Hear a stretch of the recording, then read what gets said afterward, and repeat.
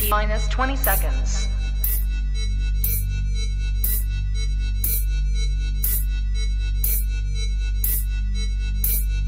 10, 9, 8, 7, 6, 5, 4, 3, 2, 1, 0.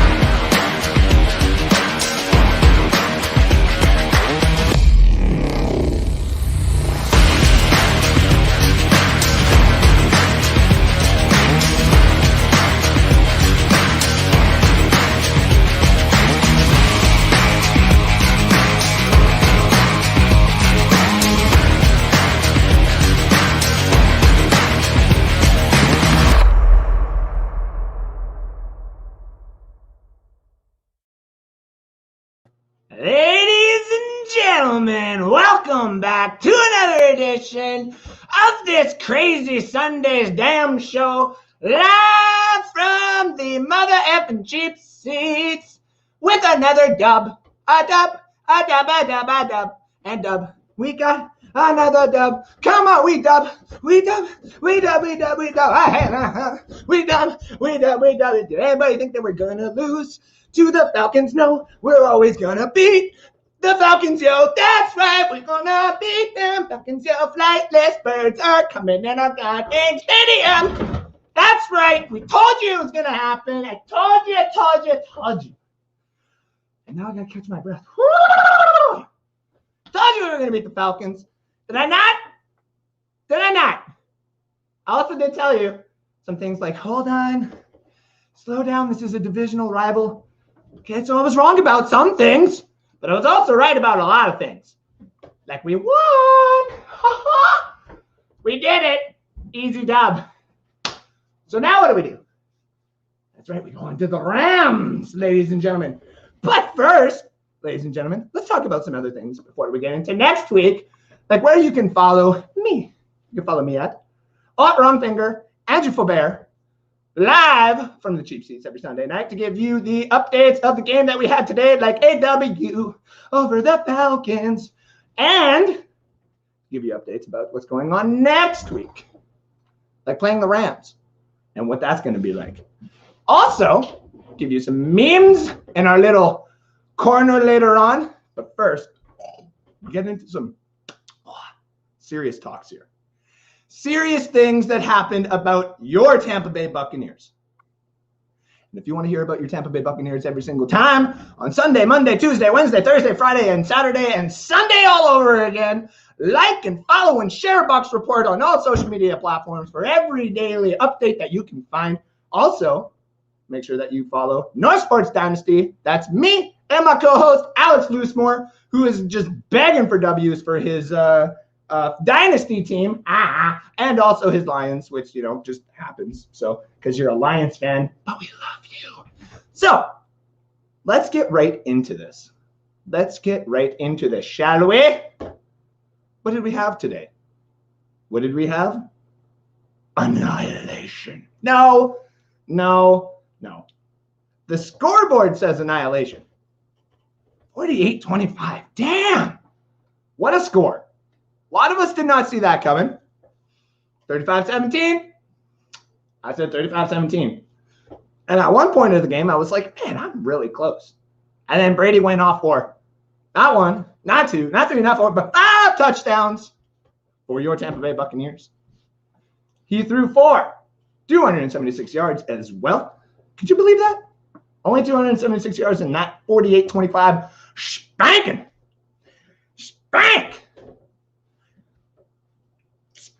man. Oh, that was such a fun game. Leonard Fournette got 11 carries, 52 yards. Ronald Jones only carried the ball for 6 times, 27 yards. Uh-oh. Tom Brady rushed for 6 yards. Technically, that means his average yards per carry is more than Rojo. And Leonard Fournette. Oh, God. But that's the statistics. Blaine Gabbert also ran a couple of times. What? No, that's just taking a knee.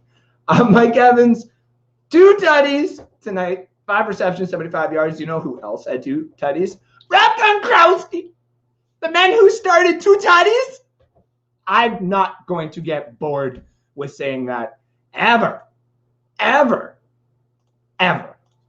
Even when there's fans who are like, I will not watch your show because 2 tutties just sound so childish. Well, guess what? This is a very serious and also very childish show. That's what I bring. That's me. I'm childish. But I'm also very serious about my Buccaneers. Chris Godwin, 4 receptions, 62 yards, and a TD. So basically our big 3, 8. Where was Antonio Brown? 1 reception for 17 yards. Is there anything to freak out about? No. He had 3 targets. So we're just going to keep the narrative every single week for clickbaits here, ladies and gentlemen. Mike Evans, is he falling out of grace because of week 1? Obviously not. Antonio Brown, is he falling out of grace because of week 2? We're going to go to week 3 and go, obviously not. Just how it is. Leonard Fournette, 4 receptions for 24 yards. O.J. Howard got in there for 1. Giovanni Bernard got in there for 2. Rojo got 1 as well. Cameron Brate and Tyler Johnson all racking in some catches. Each had a few targets throughout the game. Brady wanted to spread the ball, get everybody's touches. But he kept to the big 4 to 5, I guess you would say, of his targets, the people he likes and the people he's consistent with. But obviously, the Falcons' game plan was to cover Antonio Brown a little bit more. But when it comes to Brady and his offense, he is just ready to target and target and target. His 1, his 2, and his 3. Evans is covered. He's got a really good other number 1. If Godwin happens to be covered, he's got Antonio Brown. Or different variations throughout different plays. Not every play is going to be Evans' number 1 target. It might be Antonio Brown. Might even be Cameron Brate. Might be Giovanni Bernard. We don't know. That's because we're not the coaching staff.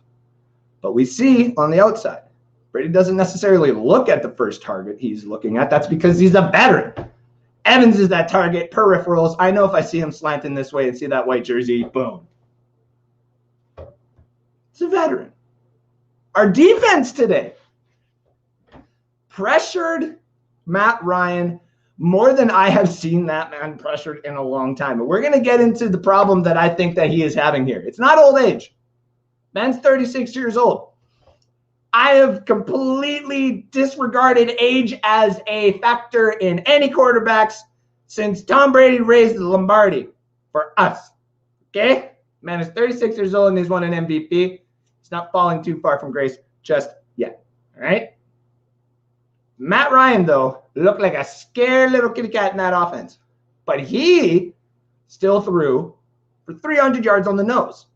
Mind you, he was obviously throwing to, like comeback, which is like another quarterback played in the NFC South and still does. Oh, my goodness gracious. Oh, I'm getting ahead of myself. I'll have to get back to that later as well. Oh, God. I almost ruined the ending of the show already. Oh, God. Did I open this curtain already? Oh, no, I didn't. Oh, God, please forgive me for what I'm about to do later. So, Matt Ryan looked like a lost kitty, and our defense pressured him a lot. This is probably, in my opinion, one of the best pressure games by any defense, and I'm going to go as far as saying this, I've ever seen. He still threw 300 yards. Matt Ryan is not a bad quarterback. Rick Hughes and a lot of people at Bucs Report would tell you the same thing. Okay? It's not a bad quarterback. If you're a true fan of the Buccaneers, you know that. He's not a bad quarterback at all. This, on the other hand, though, this issue here that they're having in Atlanta, it's not Matt Ryan. It's now him being lost in an offense that's built for a young kid. Okay?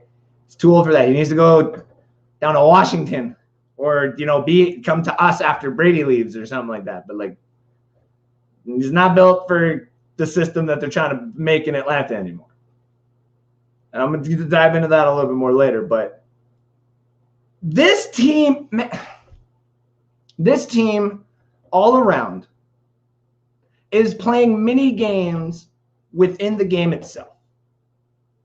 And what I mean by that is we get a lead, and then it's almost as if like, okay, all right, there's some crazy stuff that we can do here. Come on, just think about it. Can we just fumble the ball here and do this? I know that's not obviously what they're thinking here, Buccaneer fans, but it seems that with the game within the game, we're playing mini games where our faults we try to get ahead of. We're not trying to get ahead of the score of the fault. We're trying to get ahead of the fault itself. And that may sound weird. Hear me out. We try to fix our mistakes within the game. We tried to do this last year against Chicago. And yes, we still lost, but we were very close to winning that game. We know that we're a championship caliber team, and we know that every single team that we're going to be playing this year is coming after us. That's the inevitable truth. We are now making sure, and I've seen this last game, that instead of trying to get ahead of an interception or a forced fumble and the points that it may happen, we're trying to get ahead of ourselves, the players, the coaching staff, to make sure that it doesn't get to our head too much. We got to bench a player so that the outcome of the game can still continue, and not the forced fumble, not the turnover, not the problematic situation. We deal with that obviously within game by making a bench, by doing other plays, changing up the scheme. We did that today. Look at the beginning of the game. Started doing these sweep plays that we haven't seen too many times. And Leonard Fournette, when he was left to be taken some time in the pocket, and he is allowed to watch Kappa and Jensen, Wirfs just run down that secondary in Atlanta, and they look like scared little birdies when we're coming down. It worked. And then we got a little ahead of ourselves and we tried different things. But we still got ahead of it. We're playing mini games within the game.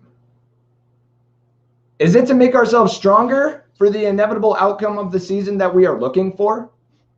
Because we all know doing the same thing over and over again is the very definition of crazy. Mind you, it's how I've gotten some success, but it's not how the Buccaneers won a championship. Every single game is different. Teams have the abilities sometimes. We'll use the Detroit Lions, for example. They got one good tight end. They got two good running backs and some subpar players here and there. When they're going for a win, they know that the opposing team knows they're going to go after the tight end. So they're just going to block him. Buccaneers have so much talent that it's really hard to just block or know what game they are playing within their own game. It gets confusing, even for the fans, I know. How do you think our opposing teams are thinking? I don't want to play this anymore. And Joe Trot, a rookie at number 32, coming off the edge, looking like a slimmer JPP right now. What the heck? You got a damn near 45-year-old man slinging that ball. Mike Evans, he made sure the first play of the game was going to Mike Evans. Come on. A 45-year-old man slinging the ball here. There's absolutely no reason for us to be doing what we're doing here successfully, but we are. And it's absolutely amazing. I love it. And you, the fans, do too. That's why we have success here, say on live from the cheap seats on a Sunday night. With me, your host, Andrew Faubert. And we're going to have so many different guests coming in here tonight with their opinions. We're going to have a special guest coming in here possibly very, very soon. And it is going to be Buck Report's very own Ruth the Truth. doing her own from the, I got to make sure I got this correct. I want to make sure she gets the proper introduction that she deserves here. Ruth the Truth from Sports Talk Florida and Bucks Report. She is live and credentialed at the game today for Sports Talk Florida. And we're going to get her in here right now for her take on the game. How you been? I'm amazing. I'm still feeling like I'm floating on cloud nine. Like today feels like a dream, to be honest with you. And it's been a really exciting day. I'm having a great week. I hope you're doing well. I am. I definitely have. Your Dallas Cowboys also won today too, so congratulations there. That's what I'm saying. Today just keeps getting better and better. Greg the Leg decided to show up, so I'm in a really great mood. I don't think anything could kill my buzz right now. Like I got a to-go box from the press box today. They were just giving out to-go boxes, so I have a turkey sandwich I'm about to tear up, and they even put cookies in the box. So I'm very excited. See, look at this. Look at this. Great day for you. It's a great day for me. I had to work a little bit late. Got home, fast forward the game as fast as I could. Got live about halftime. And honestly, they had this little, say, hiccup in the game where Atlanta looked like they were coming back. And I think everybody in their head started having that feeling again. Like, it's Tom Brady. It's our offense. It's our defense. It's the Buccaneers. We saw what they did in week one, obviously, against your Cowboys, and didn't necessarily want to say that, and I do apologize. But, I mean, obviously, you were down there on the field today. What kind of an atmosphere are you getting from this team? Like, does this team look like they're going to be consistently going for these mini game wins? Like, do they really look like they're going to be stopped this year to you? So honestly, I was in Raymond James Stadium for the Super Bowl 55, and it was only 25% capacity, so a little over 25,000 people, but it was still very loud and energetic. I've been to 2 games so far, obviously, the first 2 games of the season, and it's Super Bowl-like caliber. Like everybody is on this Bucs train that is not stopping. I mean, we saw what happened today. I think it was great for the Falcons not to give up an easy game to the Bucs. They put in a little bit of a fight, obviously, with being division rivals. They don't want to just lay down. They're going to bring their best effort, and that's something that we should expect from any NFL team going into this season. We're going to get everybody's best because the Bucs are Super Bowl champions, so we deserve everybody's best. But the atmosphere was electric. I believe it was almost 65,000 people showed up today, so it was a great game. I mean, you saw what happened. It's unfortunate that you missed the first half. I hope you get a chance to catch the highlights because that's basically the most of what the Falcons did was in the first half. So if you want to catch a little bit of them trying to, throw some low blows to the Bucs, then you definitely got to rewind the half. But man, what a game! What a game! Almost 50 points. Like I think Brady he's going to aim to score points around his age range. He wants to hit the 40s because he's in the 40s right now. So that's going to be the goal going into every game. I guarantee it. I mean, he seems like the type of man, too, that wants to complete stats that don't necessarily – they shouldn't necessarily make sense. And it would be kind of cool if he's like, I'm the only 40-year-old man that's ever averaged 40 points a game. So I don't think anybody's going to top that. 40 for 40. Yeah, 40 for 4. But let's hope not the interceptions, obviously. I don't think he's close to that. But so obviously the humidity today was another big thing. Greg Olson and the other commentator were talking about it. I'm up here in Canada, and it's starting to get to the fall and chilliness, and I obviously don't. I look forward to coming down to Tampa Bay to see my first ever game. Obviously, I don't look forward to the heat because I am a redhead, and I'll inevitably burn in about 5 seconds down there. That being said, how was that a main factor for the Falcons and the Buccaneers in this game? Like, do you think that the Buccaneers' ability to get over that heat and they've practiced in it and stuff is one of their advantages against, say the Falcons going forward? 100%. I mean, that's undoubtedly. They're playing in that weather every day. I've been going to practices for the past couple weeks, and I'm not in full gear. I'm not running up and down the field, but I'm still having beads of sweat just completely falling off of me. And that's just how Florida is. You're lucky that you're in – well, I wouldn't say lucky because you're like the complete opposite where you're getting snowstorms 8 months out of the year. So I think I will take my humidity if it comes down to having to choose between the snow. I'm originally from up north, from Pennsylvania, so I know how it is in the winters, and I've been in Florida for 21 years now, and Nice. I think I'll stick with it. But humidity was on 10 today. I felt silly for wearing a blazer and long pants, but it's my first game. I'm trying to look professional. I don't want to walk in there with jeans and a t-shirt and not seem like I'm taking this serious. And obviously I do on-camera things, so you got to look presentable. But man, I was suffering. And walking to get my credentials, I had to walk past a gate where a lot of fans were going in at the time. And I had a few girls look at me and be like, how are you doing it right now? And I told the girl, I was like, I don't even feel it. Like, I don't even feel it. I'm on cloud 9 right now. This is my very first NFL game. Nothing could stop me. I've been in Florida 21 years. This heat is not bothering me right now. Like, I'm on a mission. But yeah, today was fantastic. The atmosphere was amazing. Congratulations to all Bucs fans, long-term Bucs fans that have been through the thick and thin, who have been through those seasons upon seasons without making it to the playoffs. Like, you deserve it. Tom Brady is here. He's here to stay.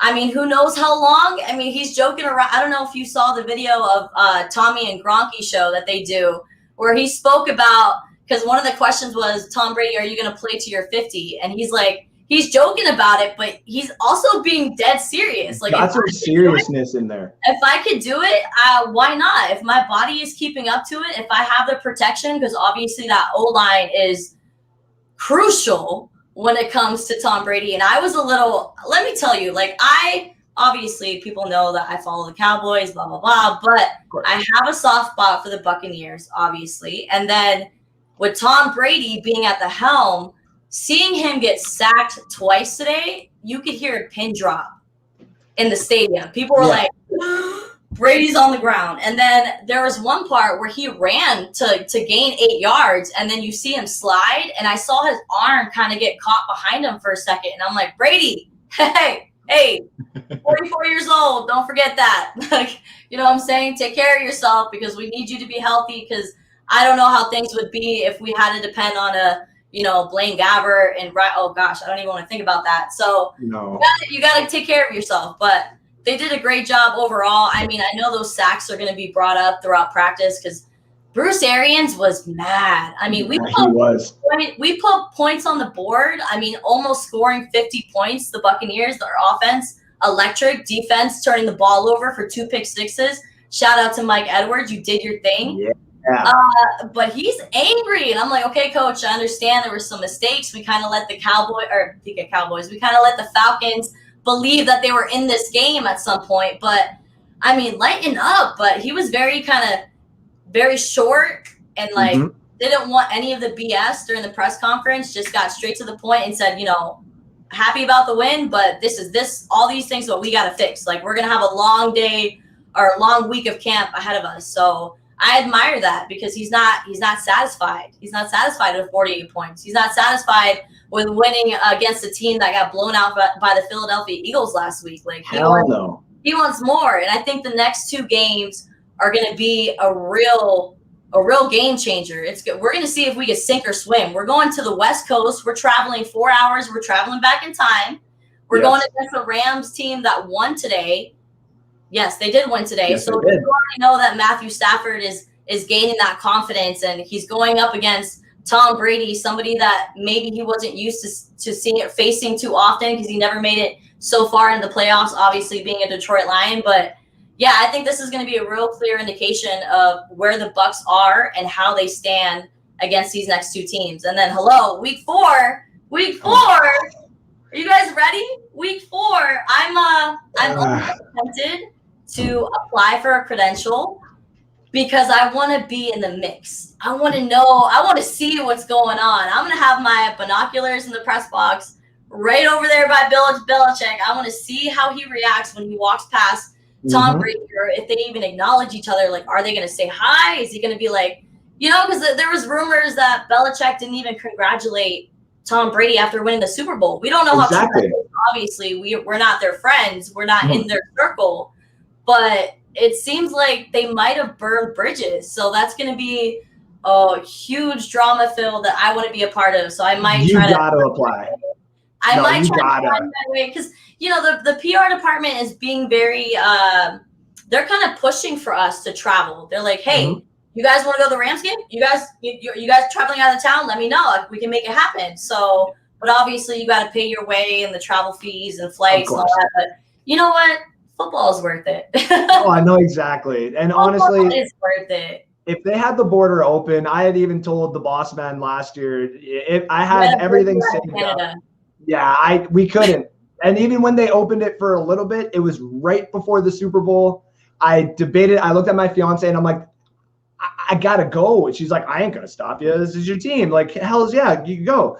So I'm getting everything set up. I find a nice cheap ticket. I'm getting ready to go here. And the day before I'm about to buy my ticket, which would have cost me a pretty damn penny still, the news comes down in Canada where it's like, okay, if you leave, you got to pay $2,000 to leave and quarantine, and then you got to pay $2,000 to come back and quarantine, and you don't get paid for the 14 days when you quarantine either way.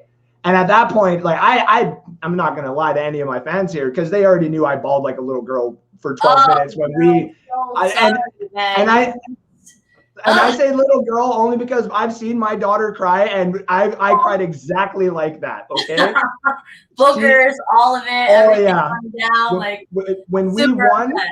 when we won, that was me. But also when I found out that I could not come down to the States, I literally just walked into the kitchen. I kind of put my phone to my fiance and she goes, "Oh no." And I go, I'm just gonna go play Madden. I'm just gonna go downstairs and play some Madden. I'm just gonna forget about this. So yes, I do the same with Call of Duty. I'm like stuck on Warzone. If I'm having a bad day, don't talk to me. I'll be on Warzone.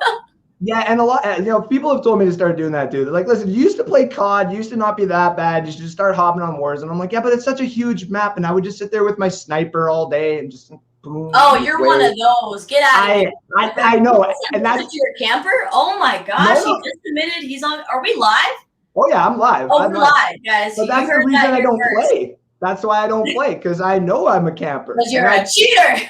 That's right. That's my KD ratio is like 4.0 because I get 4 random deaths and then I die. That's the only way I'm not adding you. I'm not adding you on COD. But hey, whenever you want to give some lessons on Madden, let me know, because I feel like I'm great as an athlete in person, but I'm not good at video games, sports. So I feel like I need to master that, because once I master that, then I'm firing from all cylinders. You call me Tampa Bay, Hey, and shout out to one of the guys in the comment section, Timmy Two-Turn. You want to talk about Madden, guys? This guy was actually ranked #1 in the States for a long time, and he is a diehard Buffalo Bill fan living in Tampa Bay, respects the Buccaneers. So shout out to you, Timmy Two-Turn, for tuning in and saying that defense, because hells yeah, we got one of the best. And yours actually showed up today too, your Bills defense, with a big goose egg for the Dolphins today. How the hell was that? I heard that Tua got hurt. I was consumed with obviously everything Bucks over there at the stadium, but I caught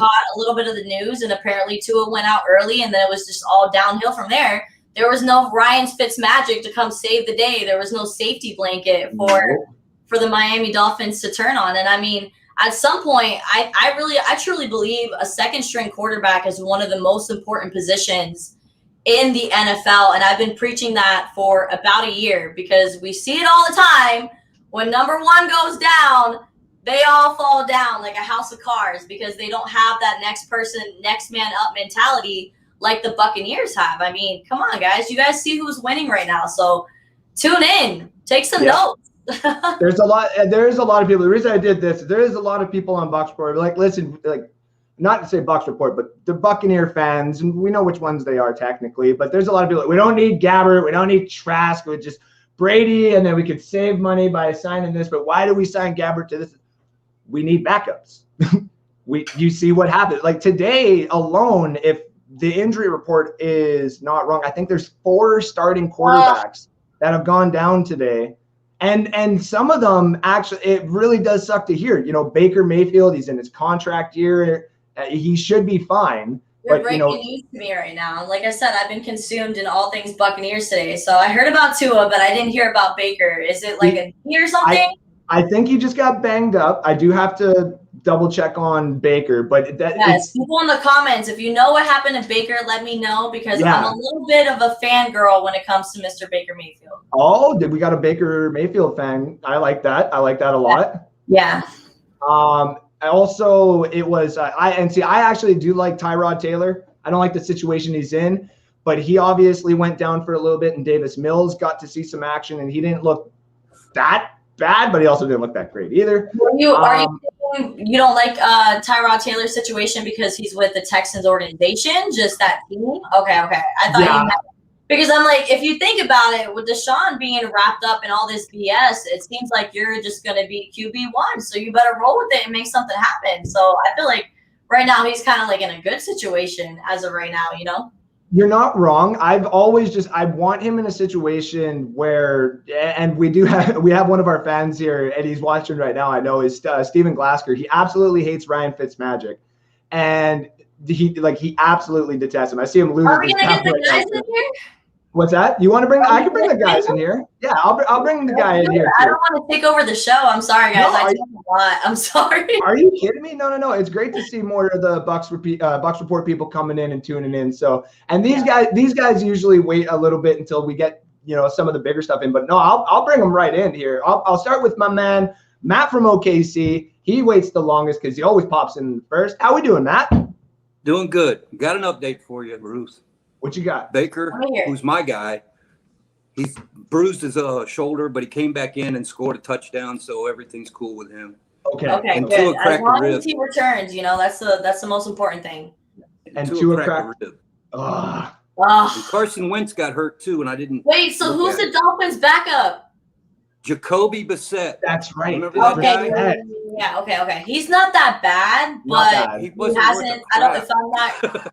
Yeah, put a big egg up on the board, man. They could have at least got a field goal, but no. They're exactly what you're talking about. Second guy in line, ain't that? Let me get the other guy in here too. One of the other Miscreant Mayhem co-hosts, of course, Matt from OKC is one of them. The other co-host himself, Stephen Glasker. How we doing tonight, my brother? Hey, how you doing, Ruth? Hey. I was having a good night watching you and Ruth in the back. And you couldn't help yourself, man. You had to bring up Ryan. It's tragic. I don't know why you do. It's like you seriously just every chance you get to piss me off right before I come to the screen. You find a way to make. Is that what was happening? I'm sorry, I was not in on that. So the reason I brought it up is because when I was trying to transition to it is I would have actually rather Tyrod Taylor had been on the Washington football team this year, rather had Ryan Fitzmagic, because I like the idea of having Heineke and Tyrod Taylor, who both have that mobile capability, and you add that to what the Washington's offense can be, which I'm not going to lie, it's starting to kind of pop off and look pretty good, and I'm starting to get a little scared. I told you, Taylor Heineke, I told you last year after that playoff game, I said that kid's good. I don't know why they bring him this tragic in. I have no idea why. And that was such a confidence boost too. I mean, you get thrown into a situation where you're not really expecting to be starting quarterback, and you're going toe-to-toe against Tom Brady and one of the best defenses in the whole NFL, and you're running on them. They don't know what to do. They're all acting like they're drunk on Heineken. So, yeah, it was nice to see that happen. I hope the best for him. And, man, was that a tight game, though? Once he threw that interception and I saw him stressing on the sidelines, I was like, man, I feel really bad for this kid because, he hasn't made a mistake until right now. This was the worst timing for you to make a mistake. But for them to come back like that, and then the kick, I guess did they ice the kicker, or there was a offsides or something?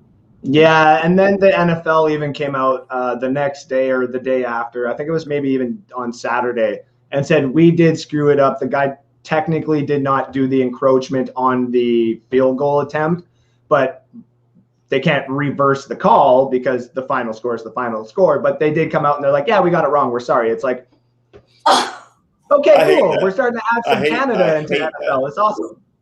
I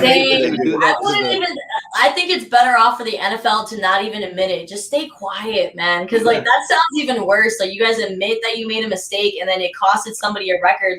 When it comes playoff time, those wins are important. I mean, we saw last season when there was 3 teams, I believe, in the AFC that had almost the exact same record. Yep. So, I mean, if you lose, oh man, that would just, this is why they get paid the big bucks, because they deal with the big stress, because that would just make me mad. That would make me a little upset too. I wonder if they're going to do that against the or for the Bucks, if they're going to come back and say we shouldn't have thrown that flag on that fumble when Shaq jumped the snap. He didn't offside. He was right with the ball. Right. And they flagged him for it. And we got the fumble recovery for a touchdown, and they canceled it out. Yep. I'm curious if they're going to go back and change that ruling just to say, oh, we messed up. Because it was literally like simultaneously. Like it's like he knew when they were going to snap the ball. Like he knew before the center even knew that when they were going to snap the ball. It's crazy. Well, 2 years ago when he set the record and beat Warren Sapp's number, he was in everybody's playbook. That's what he did all year long. He just sat back there and came with the ball every single time. Yeah, and they didn't on that slow motion. You could see that he was behind the ball and was moving as the ball was going back to the quarterback. That's legal, but it's that much of a difference. And exactly. They threw a flag. And the NFL is trying to just make it as well. If the Buccaneers are the only team that's doing it and they've won the championship, then they may be doing it as an advantage that nobody else is. So we're going to have to call it. Like that's just certain things that a little better. And that's us saying that. Like if we're looking at the tape and he moves that ball, or right when he moves that hand, Shaq Barrett and everybody's going. If it's not offside, then you should just start training everybody better. That's why we got Joe Tryon. Carson Wentz is out of the game because of a ankle injury. Yep. Not related to the one he was out all last year with. Surprise. They're not sure he's going to work. Yeah. Carson Wentz is fragile, man. He's like a China doll. He's made out of glass. I'm not going to lie, though. This is just me personally as a very small card collector. I have a very, expensive Jacob Eason card if he ever does start. So I'm kind of hoping he gets the job so I can sell that card and make a couple of grand. So that's just me, though. Yeah, and Andy Dalton left the game in halftime, too. That's the other one. Oh, yeah, I did hear about that one. But, I mean, I think everybody wanted Justin Fields to play anyway. Right. So. That's a good thing for Andy, you were just in the way. Like, I'm sorry. Yeah. You're the stepchild. Got to get their money out of him. That's what they were trying to do, and it bit him in the butt. But Fitzgerald won't come back. Stephen was saying this the other day.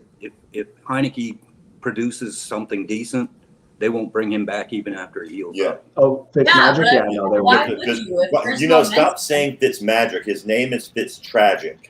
Honestly, as a Bucs fan, man, honestly, he threw 2 500-yard games, and they were some fun games to watch in a very dark time for Buccaneer fans. So I still give him the nickname.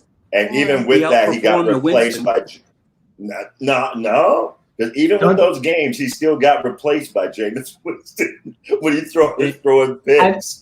And then Winston got replaced by him again, though. Right. And then Winston got his job back. Yeah, that's true. You got boom and then boom. Okay, Ruth, real quick. Tell me. These guys aren't understanding. Okay. I've told them forever that Fitztragic is the embodiment of fool's gold. People keep paying him money, and he sucks. He'll look good for a while, but it's like, I know Ruth will get this. We used to call it back in the day when I was distant beauty. You ever seeing a girl from a long distance? You're like, oh man, she's cool. And the closer she gets, the more disappointing it is. That's Fitztragic. That's who he is. He looks good at first, but the closer you get, you start going, ooh, this might have been a mistake. Didn't he have some really good seasons with the Jets? And that's probably what everybody's holding on to the glory days, maybe when it comes to him. But I mean, he was the only one. He was the only one on the Buccaneers roster that could hit D-Jack Winston missed him every time. Right. Let me ask you this though. Hit him every time. That's true. Let me ask you this. That's got to count for something. Go ahead. It may not be everything, but it's got to count for something. That was 2 touchdowns in the Saints. Harry's leaving his love for you, though, Stephen, just to let you know. Love you too. Shut up, Harry. Let me ask you a question. If a quarterback has been on 9 teams, is that usually a good quarterback? He's a dependable backup. Exactly. I was just about to say that. I mean, just as we discussed 15 minutes ago, having a good, reliable backup quarterback is very important in the NFL, and teams are starting to catch on to that. So if you can get Ryan to give you 6 good games while you're resting your quarterback with an ankle injury, or they got a thumb that they're trying to heal up, or you don't want to stress them out and you could trust him to throw him in there for a little bit. Why not? I mean, it's weird. 9 teams, that seems like a lot, but I mean, I can't fault the man. But in every one of those spots, Ruth, he had productive periods and then he fell off. And that's the problem that Steve he's not consistent. I can see that. But if you're going to, like you said, if you're going to put him in there for 4 games while somebody gets an ankle rehabbed, I agree with that. 2.5, maybe 3 of them, then that's good to go. Right. Ron Rivera was very clear at the first week 1 in his press conference before that game. He said that Ryan Fitzpatrick is going to be our quarterback very clearly. He said that very directly to you got the comment sections now going here, Steven. Like, look at you going. You got Fitzmagic has the best job in the NFL and is making bank for it. Rich, don't say that. That's literally the problem. That's that his is point. the problem. That's his point. That's the problem. That's exactly what he's saying. So, and then Jeffrey Olson, thank you for tuning in tonight. Also says Fitzmagic equals Hall of Fame journeyman. If we, if there was a category, and then he also says, plus he has 25 kids, he needs the money. So doesn't he have like 7 kids? Like, no joke. Yeah, I think he's trying to catch up. He's trying to catch up to Phillip Rivers. Phillip Rivers. Yeah, Phillip why Rivers not? got I mean, I think they're smart. They're trying to create their own football team. I mean, I think it's pretty smart. A bunch of backup quarterbacks. He can do a good job of that. A whole team of backup quarterbacks. I mean, Phillip Rivers is already coaching like his son's team, isn't he? He's like the head coach for his high school team. So there you go. Wouldn't that be great?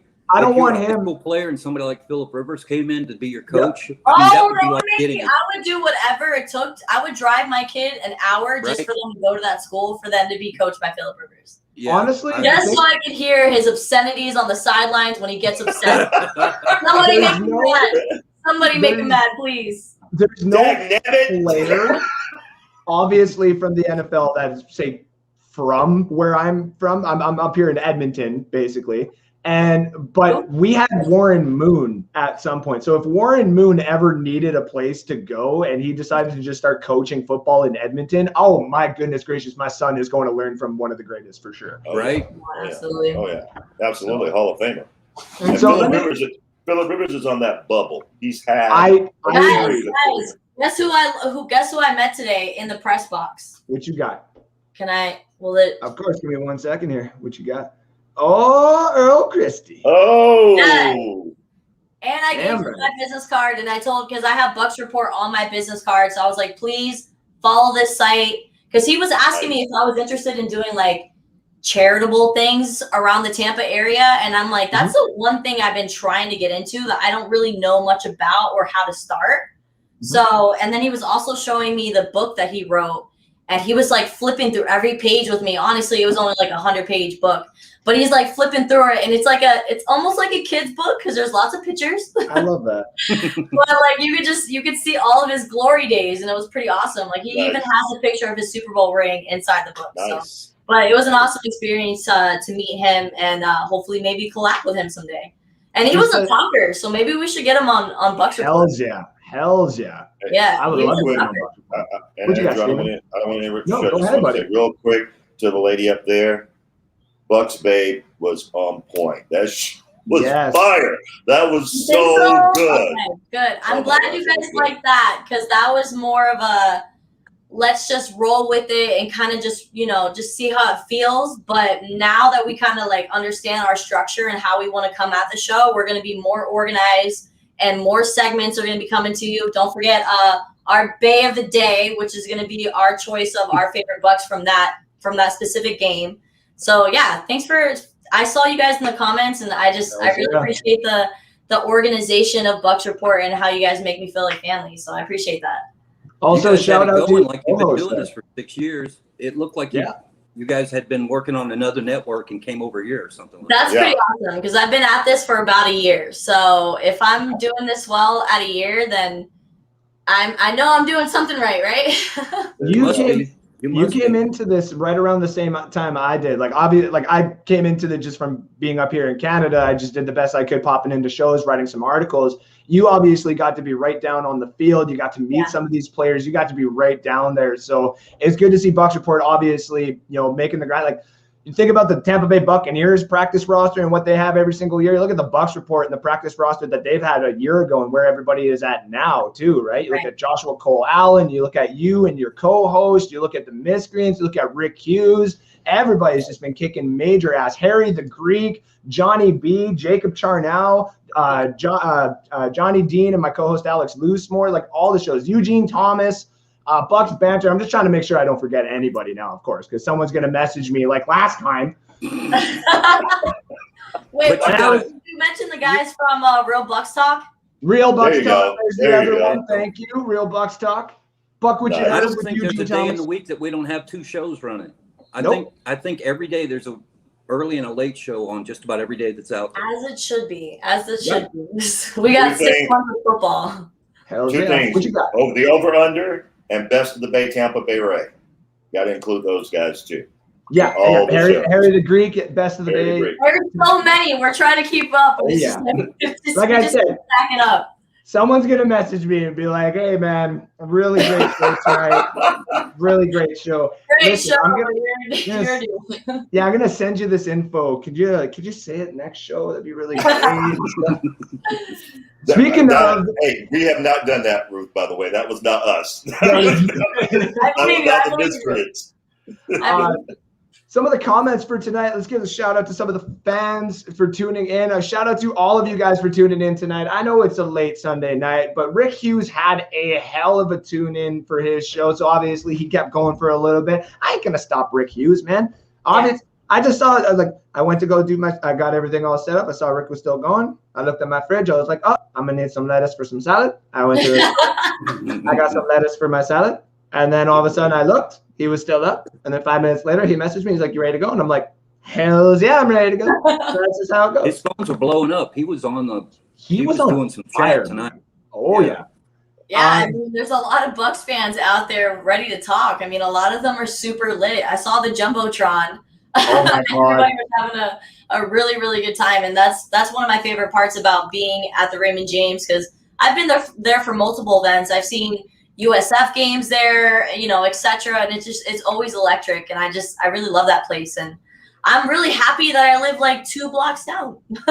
Yeah. See, the day that I can actually get to that stadium, just when I can get down there, I already told the fiance if it's me and her coming down with the kids, or if it's just me coming down for 2 weeks, whenever it is, I'm spending 1 week of actual vacation where I'm just passing out on some particular part of a beach. I don't care. Yes, every beach, just beach. Yeah. And 1 week of just work. Like I will literally do 3 different Buccaneer shows a day, and one day is literally just going to be all dedicated to Raymond James Stadium. Like I'm gonna have to hug it and cry. Like I'm here. I'm finally here, and I'm sorry. It's so long. Yeah, it can be really creepy. Don't be creepy. Don't be creepy, bro. No, as soon as I picked up my credential from Will Call, I literally did this for the bender from Breakfast. And this lady was looking at me like, "What is this girl doing?" And I'm just. And that would be every single person looking at me walking into a Buccaneers game. I'd just be holding on to the thing like, I'm never leaving. I want to cherish this moment. Just you might be screwing around so long with this COVID ban that you won't be here until they get a domed over stadium. Well, they're going to make a new one. Well, I'm not necessarily sure with the way that you guys have to deal with COVID right now, but I know that we just got our new rules, I guess you would say. So we're having our fun up here in Canada. We don't need no stinking rules, dude. I'm telling you. Oh, Canada. Yeah. They don't have the rules in Tampa. I'm telling you, but because I love you, Andrew, I'm gonna tell you, do not come to Tampa in September. It is hot as hell. Are the rest of us all in Tampa too? No, I am. I'm a season ticket holder, but I live in Dallas. Yeah, with your boy Dak. Yeah. With your boy Dak, I sure do. Can we trade places? You should move here. You can move into my place. It's pretty nice. A 2-bedroom bath, and then like I'll just move into your place, and then that works. I got a 2-bedroom, 2-bath, so that works. That is my ultimate goal, obviously, of me being such a huge Cowboys fan since I was pretty much out of the womb. Just so everybody knows, I didn't have a choice. Okay. The you don't in Texas. The Cowboys won back-to-back Super Bowls right when I was born in '93. Emmitt Smith was the MVP. So my dad was like fanboy crazy about the Cowboys, and he literally put me in a Cowboys onesie in the freaking hospital. So I'm just like, it's just a way of life. And for your whole life, your team has done nothing. That's I know. Let me show you something. Let me show you. We're trying to get the back on shows here, Matt. Like, all right, you see this book? Okay, so this is a great book that talks about the glory days of the Dallas Cowboys when we were winning, and I've read it 4 times because I want to relive the glory days. So I have to read the book. That's the problem. It doesn't happen through my reality. You are the problem, Ruth. You are the problem. You're the problem. The Dallas fans can't let go of the past. Just go. We need to be good. We need to go. What am I going to do though? Like my unfortunately my father passed away, so it's like I feel like I have to carry on the legacy. You know. That's what you got to take into consideration. Then he'll be looking at me from above. He'll be like, no, this is not what I taught you. So you got to look at it considering coming from a Bucs fan, giving you a hard time about losing seasons is kind of stupid, don't you think? Yeah, I mean, in my life, you guys get on my case. I'm just like, hey, let's not throw fire. I don't want to throw fire. You know, I don't want to say something to piss you off. So let's be nice to one another. Yeah, you know what I'm going through. You were there. You know what I'm going through. Yes, how do you think my co-host feels as well? Like when Alex Loosemore comes in and then he pokes like one little joke at the Buccaneers, and then like Rick and Keith and everybody just right now like, oh, you're a Lions fan. Don't you even try. True. He's like, hi. You're a Lions fan. You should. If you're a Lions fan, you should just stop watching football. Oh no! What have I done to Alex? No. Let me transition into some fan comments real quick. J. Rob says Gronk got 2 tutties today. Ben Parrish. Congratulations to Gronk because he tied the NFL record for the consecutive game by tight end, playoffs included, with multiple touchdown receptions. Yep. Since Ben Coates in New England in 1994. Congratulations. Wow. We're seeing him a lot more involved in the offense already. And it's kind of last season when people were like, oh, he's just a pass blocker. All he's doing is blocking. He's not getting involved. I picked him up on fantasy for no reason. Hey, RELAX. Okay, he just came out of retirement. He's learning the new system. He was out for a whole year. Give him some time. And we saw it happen going towards the end of the season. Can you guys believe that the Tampa Bay Bucs are on a 10-game winning streak? Never happened before. Last season, we got out the bye, including the playoffs, including the Super Bowl. Right.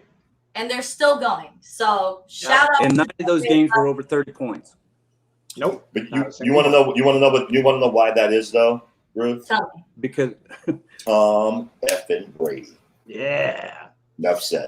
Hey, okay. First and foremost, the Bucs had a little bit of a team. Oh, let me restart this over. The Bucs had a team. They just didn't have a quarterback. Oh, now exactly. we have a quarterback. Now our team is all meshing together. Everything is firing from all cylinders, and that's how you win championships. That's can't have a quarterback who can throw for 500 yards but will throw 30 interceptions in a season. You can't have that. You can't have a quarterback that's giving the other team the points. That's not how you're going to win games. So once you take that out of the equation, and then we plugged in our problem with the most respected and most championship winning quarterback. Like Jason Light, you are a genius. You are a genius. Yes. I'm convinced he was working on this a year before. You guys are onto something, and you're right, Matt. You're right. They had this all laid out. When Jameis came in his 5th year and they told him you're going to throw the ball 900 yards and you're going to get 30 interceptions and you're going to suck it up and we're not going to sign you again because there's this kid up there in New England a young man who wants to be in a little warmer climate, and he might have a friend who's had body armor on his freaking elbow and his forearm and everything else. Laser beams on his freaking and he doesn't wear it anymore. Why is that? Because Johnny Dean said last night in some chat that I was listening to, it's damn hard when the ground is cold. And it hurts. In Florida, you get 4 months of soft ground before we get a chill, and I think that starts a week of the state fair is when winter comes, and it lasts until the Strawberry Festival is over with, and then it's right back up to summer again. So you got 10 to 20 days of winter, and that's all you got. The climate's going to help both of them, and longevity. I mean, people come to Florida to retire, so that's my plan. You guys need to watch the Tommy and Gronk show that they just released that episode on YouTube, because he talks about. He's like, I'm just gonna float right into retirement because I just moved to this #1 retirement state. So I'm probably gonna play until I fall apart because I'm at the place I'm gonna fall apart at. I'm coming down there. 45 in November, isn't that right? Okay. And George Blanda was 48. No, his birthday's August 3rd. Okay, well that's even better. George Blanda was 48 and 11 months, 109 days basically. He played for 26 years. Wow. So Brady's got 3 more years after this one to hang around, and he'll break that record.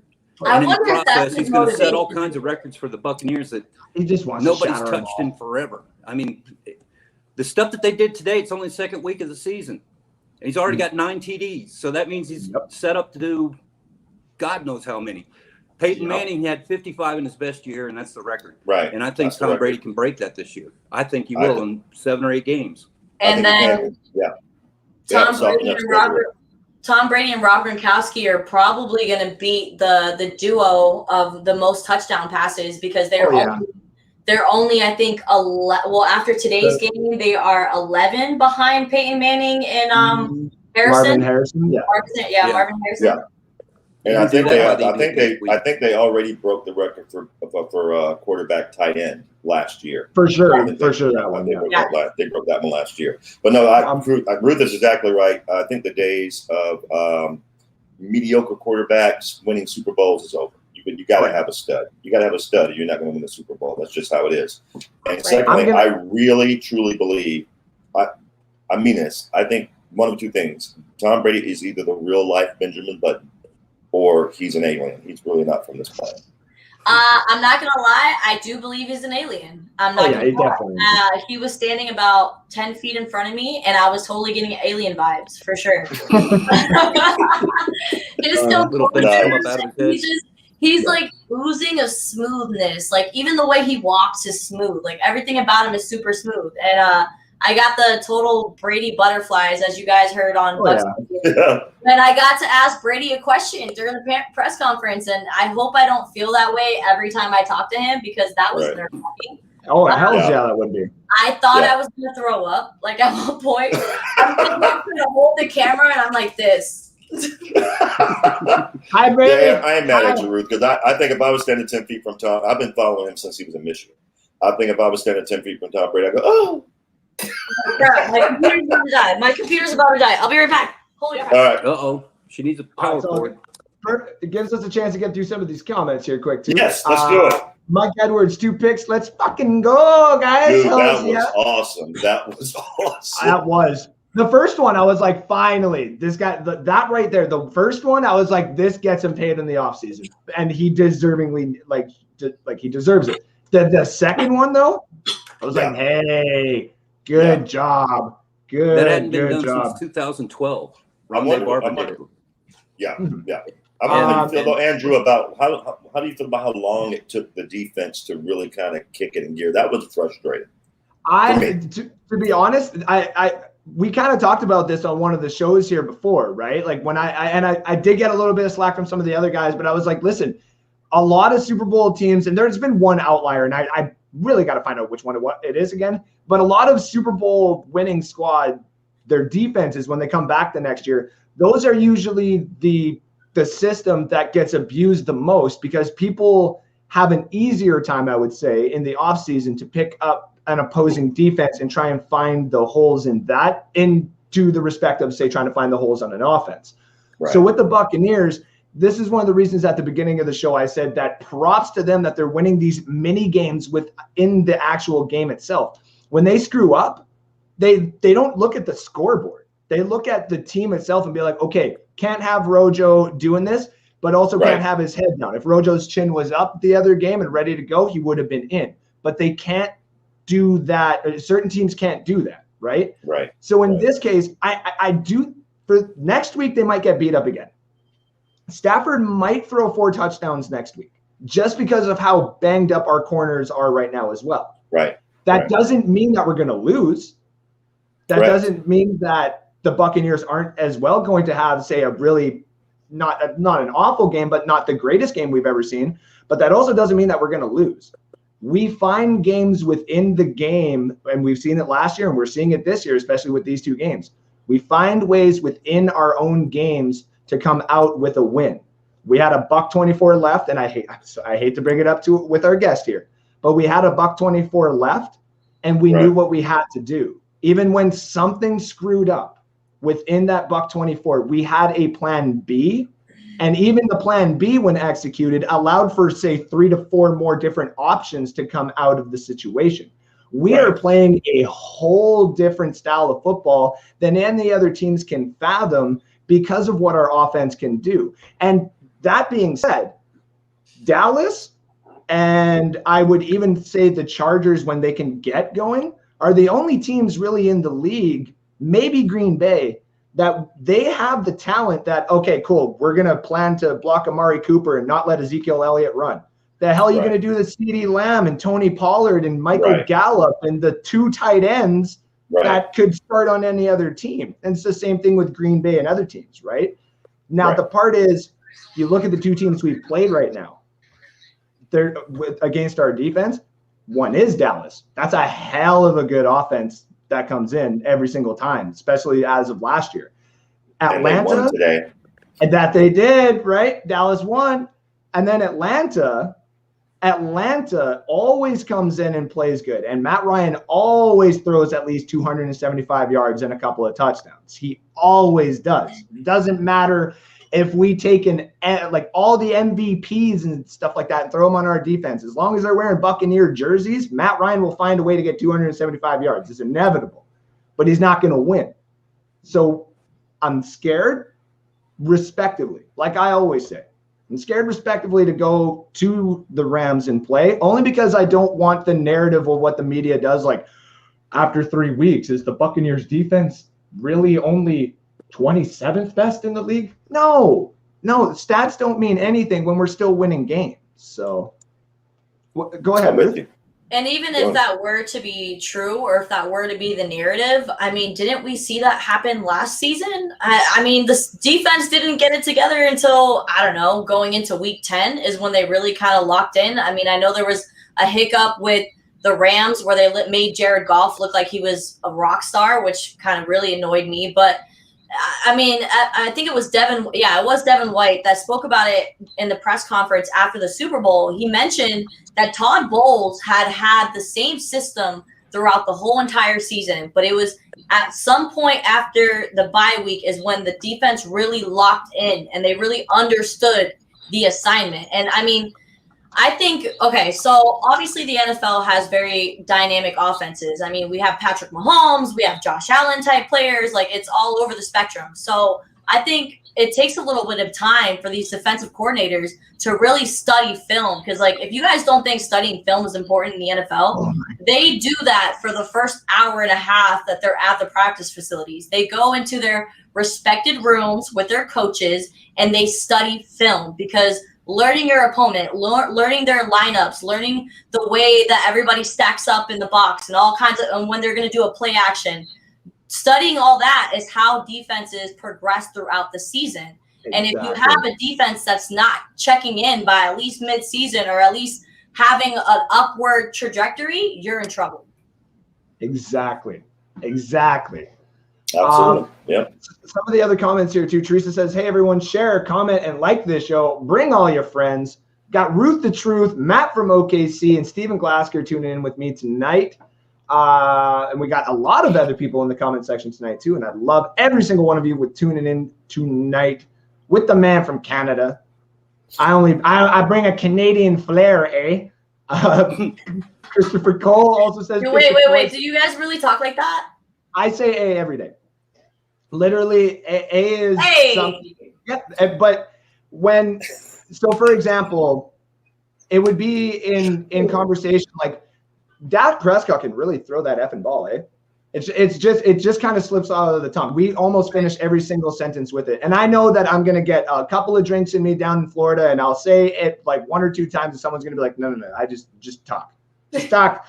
What else you got? A boot? How's the boot go for you?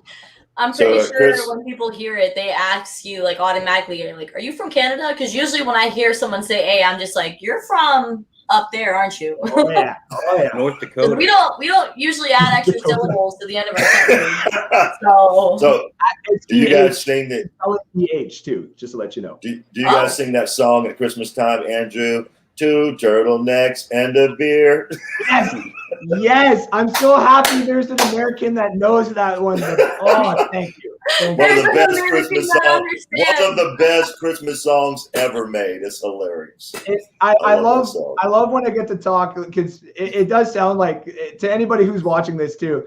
I've been to the States only once or twice, maybe 3 times. I went for a football camp back when I was in high school at UMD, which is in Duluth in Minnesota. That was a great experience. I loved every moment of it. I loved my time down there because I went from an hour in Canada and we crossed the border to an hour in Duluth. And the difference was so noticeable that my McDonald's, the only cool thing was like a quarter pounder or whatever. I went to the Duluth one and it's like, you want lobster? And I was like, excuse me?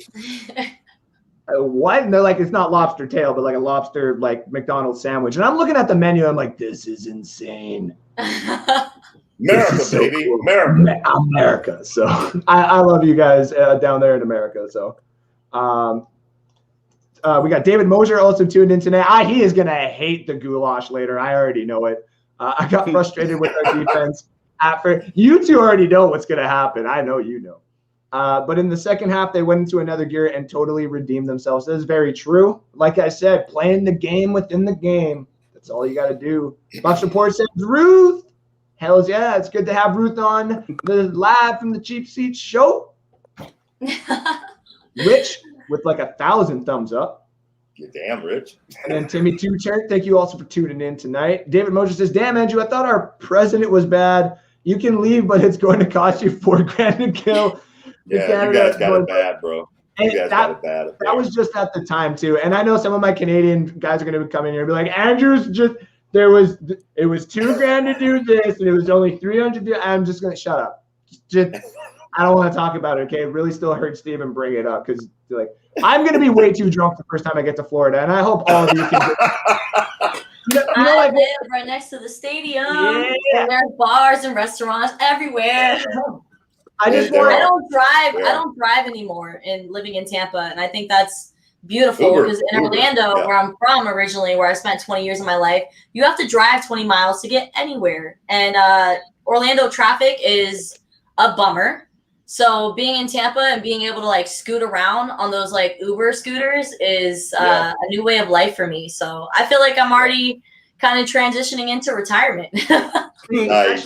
Get yourself a golf cart, then you'll know you're There you I go. want side by side. You're not old enough for a golf cart yet. You're not old. But I don't know if I'm allowed to drive those legally on the street. Probably not. You are in certain cities. What is that one that's down there? Up here you can. Oh, never mind. But you just can't leave, right, Andrew? Like you could ride a side by side anywhere, but you just can't leave. I know. I think about this. I've seen people drive quads to work. I've seen people drive snow machines. If you lived in this place, I don't know if you've ever heard of Kenora, but they could drive like boats and like what do you call it? The Sea-Doos or whatever, right up to their work and stuff. So. Are you gonna say sled? I was waiting for you to say sled, like with the Huskies pulling it. Like, please tell me that really happened.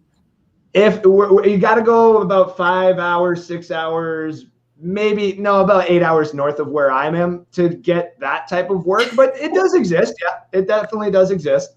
I mean, and it's like anywhere, right? I mean, like Matt's from OKC, and I know people say shots at him all the time, like he's the redneck guy or whatever. No.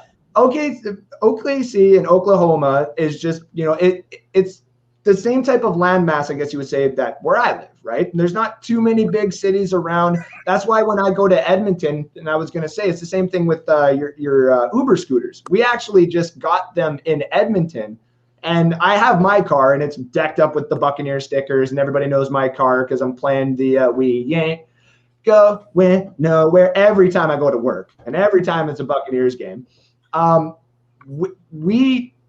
We want to go to the major city and try that out because we've never actually had that. Just the idea of being in a major city to me has never happened, like living in one, because I've always lived in cities that are 100,000 or less. It's just personally my preference. Wow. But I do love going and hanging out with the people because they love hanging out with me because the guys have seen me on some shows and the guys have seen me go a little nuts sometimes, and they know that I can be a little fun at parties. A little.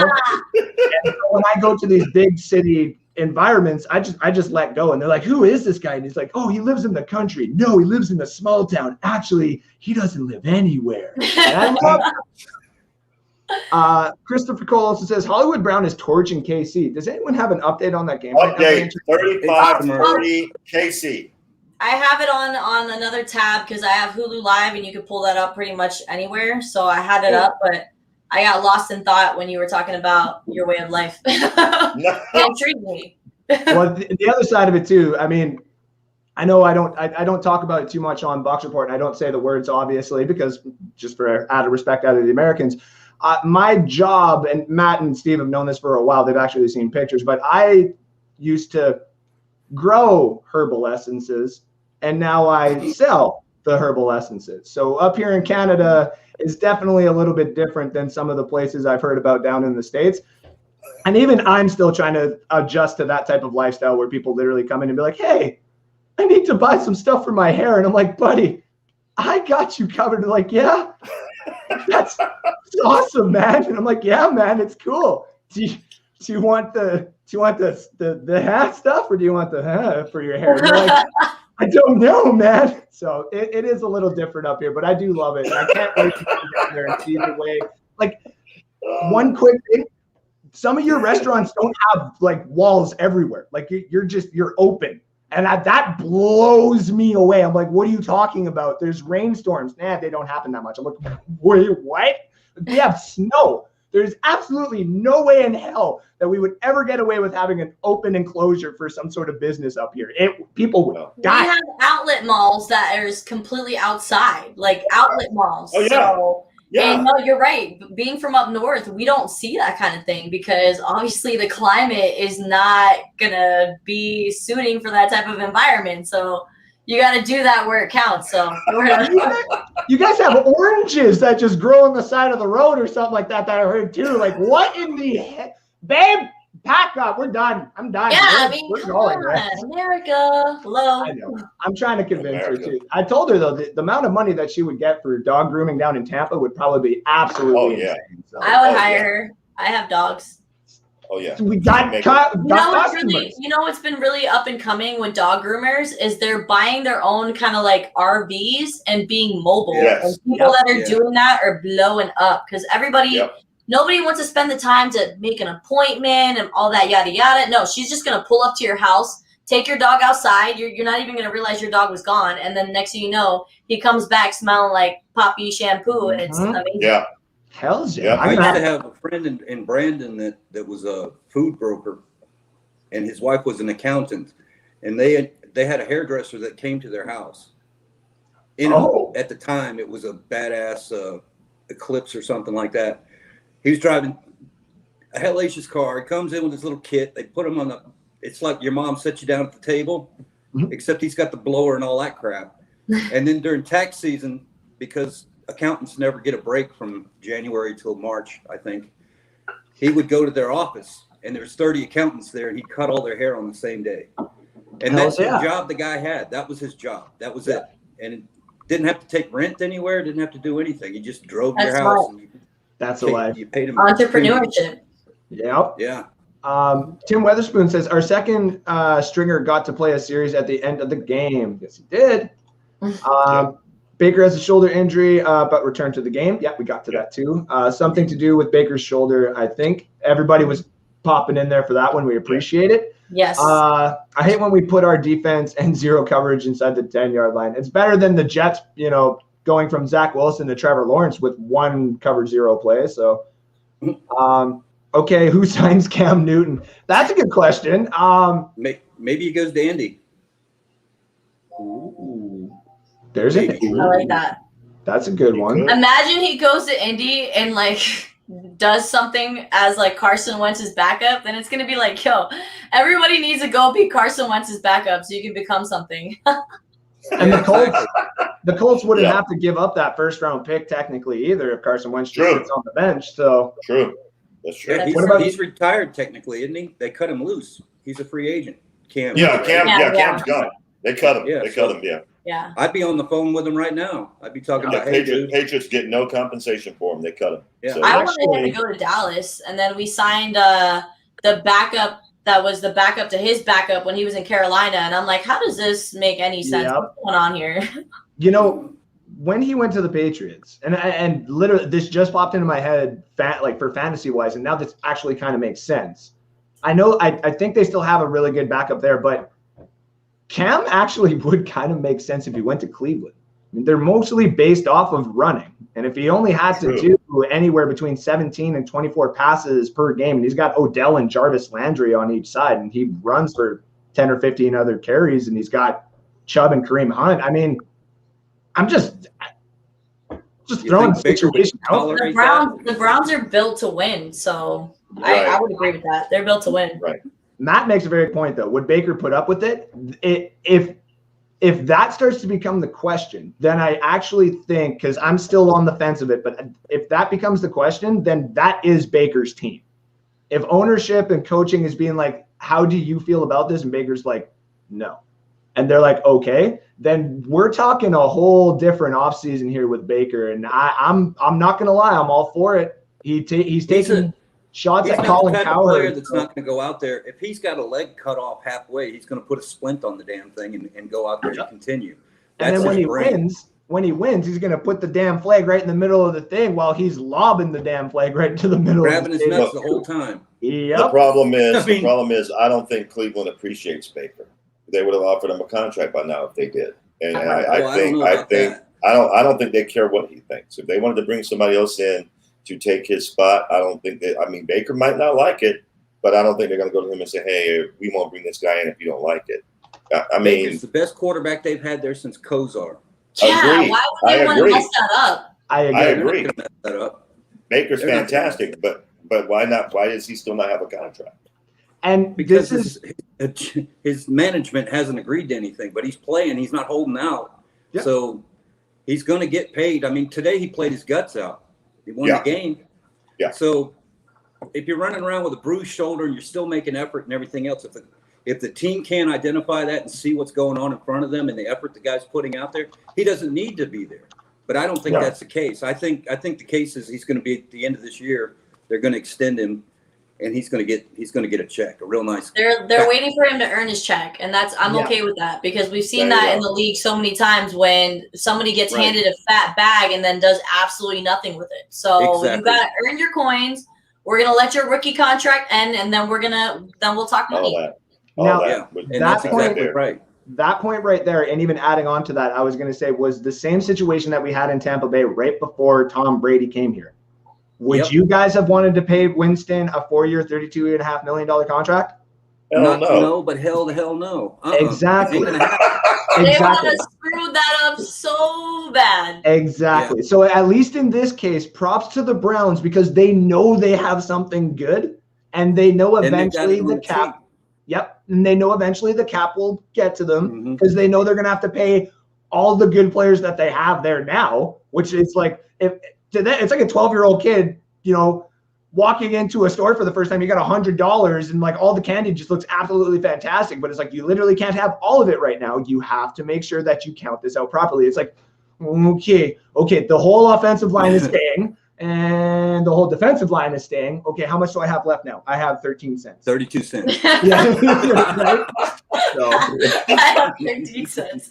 David Mosier also says, Matt, seen it on ESPN. I think at first he wasn't offsides, but his helmet and hand was across the ball before he snapped it. I don't know that that's illegal.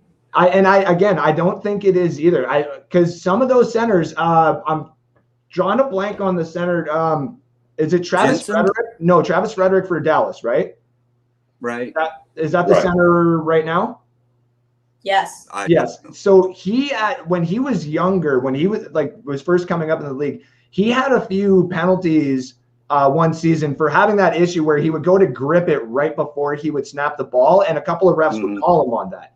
Now, he's arguably the best, but I think that was one of the things that is going on with the Buccaneers, and especially with the center on Atlanta, is he was probably just moving the finger, and the defenders are going to call it every time if they see movement. Right? So, so Lamar Jackson just tried to throw a touchdown pass, and it was broken up by Kansas City's defense. Tyrann Mathieu is a complete beast. He went from one side to the other and was able to block that to avoid that touchdown. So now there is 4 minutes left on the clock, and the Ravens are down by. Wait, I'm sorry. There's 5 minutes 30 seconds left. It's 35-30. Chiefs are still up. Damn. Oh, first down. Oh, yo, Lamar is a beast. Oh my God. Lamar's. I'm telling you. He just rushing right now. He's like, I'm getting into the end zone and nothing's stopping me. That's pretty much no, mentality he got a that high he's snap. That dude is killing it. I'm telling you. If he gets hurt, Baltimore's in trouble. Carl Hardy. I'm gonna call. Hey, you know how we do it on this show. I don't hide from when I'm wrong and stuff like that. I don't hide when I'm right either, of course. But who said the Bucs wouldn't cover? Definitely was on the fence about that one last night, and I said they probably wouldn't. I said they probably wouldn't, and I said only reason I said is I don't like betting on division games, and that's the reason I stayed the hell away from it. So yeah. But my only two bets of the week, because I looked through them all and I didn't like it. I even talked to Harry about some of them, and I liked some of his picks, but I was like, listen, I don't want to put too much money. I only put money in 2 games, and I won both of them. And that was for the Colts to cover the 4.5 and the Titans to cover the 5.5. And I got laughed at by a lot of people at work being like, the Seahawks are beating the Titans. And I'm like, and is the game over? No, I didn't think so. That turned out to be a hell of a game. That's right, it did. Derrick Henry is like I should have picked Derrick Henry in my fantasy, and I screwed that up. So that's on me. How many did you bet on Tom Brady throwing completed touchdowns?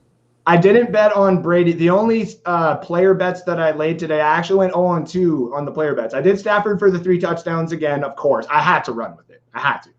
And I obviously didn't hit on that. And Robbie Anderson to get 101 yards. I thought they would maybe cover DJ Moore a little bit more to let Robbie Anderson eat, and obviously did not work. So we got a touchdown? No, hold up. Oh, he's on like the point. Oh, he's right there. He's right there. Okay, 3:48 on the clock, 35-30. Baltimore's down, but they're 3rd and goal on the goal. Watch this next play, Ruth. Watch the next play. Oh, this is nerve-wracking. You guys let me know, because I can't I can't see right now. No, Travis Kelce's on the sideline looking upset. Okay, all right, here we go. He's about to snap the ball, 3rd and goal on the, I guess, 0.5. I don't even know what you would call that. 0.5. The hairline. Yeah. Oh, my God! No way! There you go.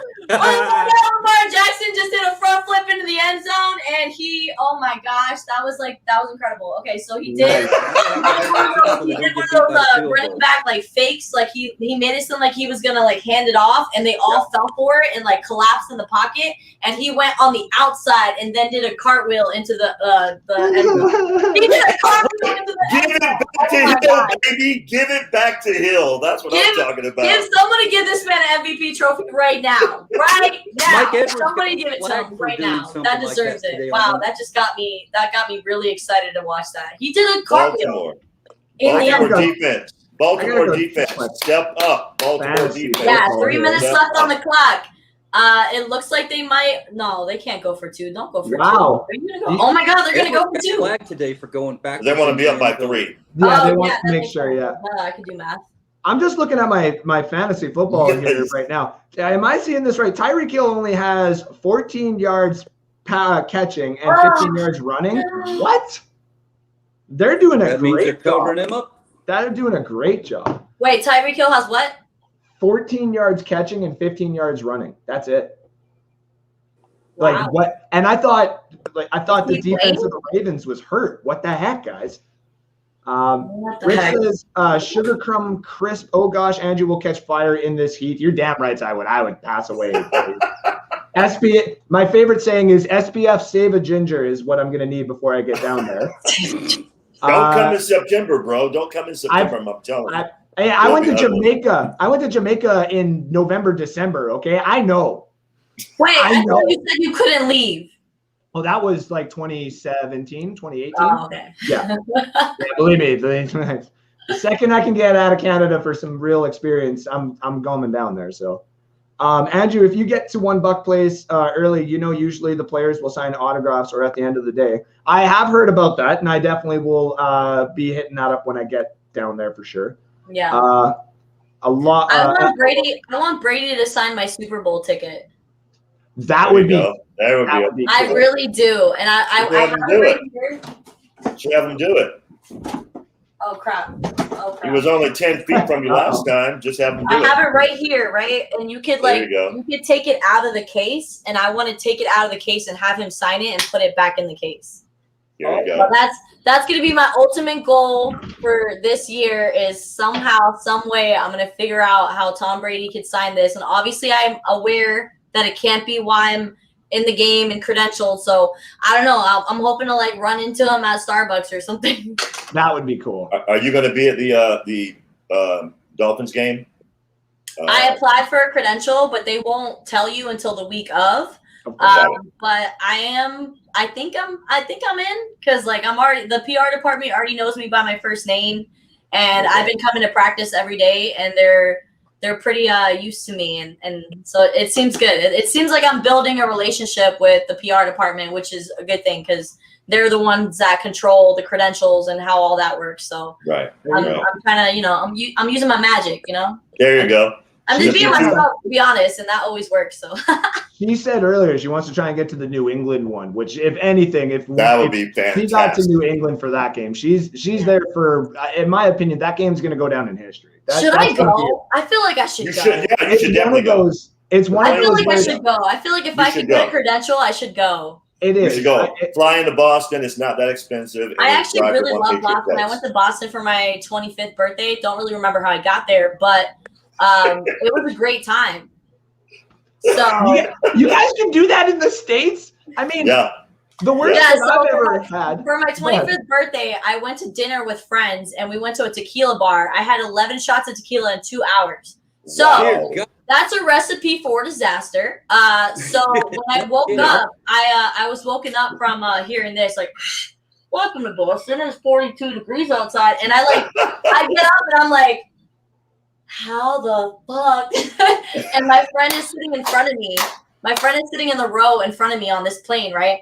And she turns around and she looks at me and she's like, don't talk to me for a whole day. And I was like, oh, what did I do? You're one of those kind of drunks. So she said, okay, you're one of those. I bought our flight. We bought our flights like 2 weeks prior. So it's not like I just magically got there. I already had a flight lined up, but I just don't remember. And we even had to catch a connecting flight in Georgia, and I don't even remember any of that. The last thing I remember is being at the tequila bar. So when I woke up in the plane, I was very, very confused. Oh, man. Also, my head was pounding, and I almost threw up. So, that was the best 25th birthday ever. Because Boston is an incredible city. It was really cold in April, and I didn't like that because I'm like, it's April. What is going on here? It was 42 degrees outside in April, and that upset me. But Fahrenheit. That's right. Whoa. You don't remember? Yeah. No, not Celsius, Andrew. I was like, that's really hot, man. That was that's me this summer. Like, we had some global warming heat up here, okay? It was not fun. So Ruth, you don't remember saying to your friend, just get me on the plane, bitch? No. You don't remember saying that? She said, she did, no, I'm being dead serious. I could probably get her to call in right now or something. She said that when we got to TSA, when you know how you have to give them your ID and you give them your boarding pass, she said I slapped my ID on the table in front of the guy and was like, it's my birthday, bitch. And the guy looked at it, and he goes, "Oh shit, it is your birthday. Happy birthday!" Like he told me happy birthday, even though I was being belligerent and like, yeah. So Andrew, I got pretty Andrew. lucky that I didn't get told to like go fuck off, because they could have told me. They were like, "Hey, you're not coming on this flight. You're not even. You can't even walk by yourself. So we probably shouldn't put you on this flight." So shout out to my friend who was a real one who carried me throughout the airport. She's a real one. Hey, Andrew, I nailed it. You did. Get me on the plane, bitch. You did, basically. Is anybody else who would like when to she told me that story, I was like, that does sound something I would say. Yeah, that makes sense, you know? If anybody wants to hop into the show here, we are at the obviously 1.5 hours. So you know how it is, the late night edition now, obviously. So we get a little crazy here. We're going to be doing the goulash here real soon. But I did drop the StreamYard link if anybody else would like to pop in. Right. Rich also obviously earlier did a RIP for your pops there, as always, of course. Shout out to your pops. God bless. Jeffrey also says Detroit. Yep. Detroit getting the Lions and the Red Wings is the ultimate cosmic balance. I mean, not anymore. My Red Wings suck, but that's a different story. Yes, I am a Red Wings fan. Why can't you just be a Lightning fan? Because you're not understanding what's going on in Tampa Bay, like it's in the water. Something's happening here, so just come on board. No, before I even hopped on here at Bucks Report, my top 5 hated teams in a row, in order: number 1 Boston, number 2 Pittsburgh, number 3 Anaheim, number 4 Chicago, number 5 Tampa. The only reason I did not like Tampa, and I've grown accustomed to them now. 1, you had my dad. Steve Yzerman is my dad. And he needed to come home, and now he's home, so you're not getting him back. Thank you very much. Number 2, and this is the most important one ever. It was the Game 6 that we played the first year in the playoffs. And Cronwell hit, I don't even remember, on the board. And he gets suspended, and we go to Game 7, and he can't play. And I'm sitting there like, you want 400-year-old Zetterberg to do it all, and crippled Datsuk and 5th stringer goalie? Cronwell has at least given me some hope here, and you're taking it away from me. What in the fuck is going on here? And ever since then, I was just like listening to Yzerman after that too. And I was like, do you have no remorse for your team that you have cups with? And he's just like, screw the Red Wings. Tampa Bay is awesome. And I'm like, I don't like the Lightning anymore. So that's but I've grown accustomed, and I've said to many people, like, you're screwed. So you're screwed. It's all about the respect, the champions. You just got to have respect. You don't have to like them. You don't have to be buddy with them, but just, you got to show respect. That's it. To anybody else also who next year, because I had way too many people, quick little hockey thing for 1 minute. Anyone next year who thinks that the Tampa Bay Lightning, yeah, I know, I do. You think No. What? Kansas City fumbled. What? Oh, what? Yo, I got lost in the conversation. I didn't. Oh, yeah. Wait. Fumble. Did the Ravens get the ball? What a minute and 20 left on the clock. Yeah. Oh, that's awesome. The Ravens got it? Oh, wow. All they had to do was kick it, and they didn't. They ran a play. Wait. Dropped the fumble. Whoa. Like, whoa. Oh, they swatted it out of his hand. Can you see it? Yep. Yeah, I saw it. We can't do that, Ruth. Fumble! Recovered by Facebook all upset. Baltimore's own. I'm sorry, I forgot about those rules. I totally forgot too. We obviously do not own the rights to that. But this game is sorry, over. We do not own the rights, but we are just fans of the game. Yeah, and as long as it was under 10 seconds, I'm pretty sure. So carry on about your ginger in the wintertime kind of story. Oh, God. I'll go to the comments here quick. My daughters never had a chance. They were in baby onesies, Buccaneers cheerleading outfits, and my grandson had a jersey. Mike Evans, of course, before he was born. I wanted to say this actually, too. So to Ruth, to you saying, yes, you basically grew up and it was like, I'm Cowboys. Like, that sucks. Not necessarily for you, but it sucks for you if you ever wanted to actually be another fan of anyone else. You're like, well, no, I'm this. When I grew up here in Canada, everyone knows hockey is the big thing. I grew up in Ontario. Ontario is basically our Texas, I guess you would say. And if you grow up in Ontario and you like hockey, you cheer for the Maple Leafs or you can leave.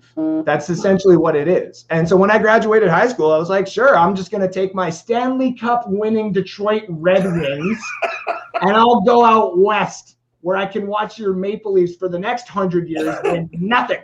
I loved it. So David Mosher also says, sorry, but Jason Light had nothing to do with Brady and Gronk coming here. Oh, we were not. Don't do it. Don't do it. Don't do it. That's not true. If Brady stays on pace, he will get 60 plus TDs this season. That is true. Rich also gives many thumbs up again. What was the point spread for tonight's game? And then Carl gave it to him at 12.5. Thank you, Carl, for letting them know. The over-under was 53.5. Yes, I up here in Canada, we had it at 52.5. So I should have taken that too anyway. Was it me or did it look like Levante David took over our defensive play callings in the middle of the second quarter? To be honest, man, him and Devin White, there's got to be some sort of record out there for just the knowledge that those two bring to the rest of the defense. Like, you can't, in my honest opinion, just have Levante David and get the same success that you would expect out of the defense here in Tampa. Like, you got to have Devin White and Levante David. And arguably, I'm not actually saying this, but if we had to lose all the other players around and then start them off with all rookies, I think we'd obviously not get to the same success we did, but we'd be in pretty damn good hands having Levante David and Devin White being the ones that train a whole defense. Like, those guys are so smart and so play savvy. It is so nice to have on our team. Did you see that slick play that they were using on when David was running in clear? The defensive lineman was, instead of pushing back into the quarterback, they clipped him off to the left, and it created a gap. Yep. And Levante David comes shooting through there like a rocket. I know that probably happens a lot, but I've never seen anybody diagram it the way that they showed it today. That was incredibly smart. And that's so a Todd Bowles move. He's like, you can block this guy, but he's just going to hold you out. And the real meat's coming in like a missile. Yeah, Todd Bowles talked about it during the press conference. I believe we had him on Wednesday. He talked about the new defensive scheme that he was cooking up, that he was going to have on display against the Atlanta Falcons, and that's exactly what we saw. And they definitely got to tighten things up. They got to clean up a few things. I feel like the Falcons got the run game going a little bit too much, which I knew they were going to lean on tonight, honestly. I saw it happening. But yeah, I mean, when you go from 1 week where you're only allowing a team to run the ball 15 times and then the following week all they're doing is running the ball, then something needs to be cleaned up with that. But overall, they got themselves together towards the end of the third and fourth quarter, especially Mike Edwards. Shout out for the pick sixes, almost back-to-back possessions. Like, incredible defense showed out towards the end. Hells yeah. Also, speaking of showing out here, guys, we're at that time. You know what I'm going to do. It's time for, you ready, Steven? I'm ready, baby. Let's do it. It's time for the goulash. Sorry, Matt, wrong one.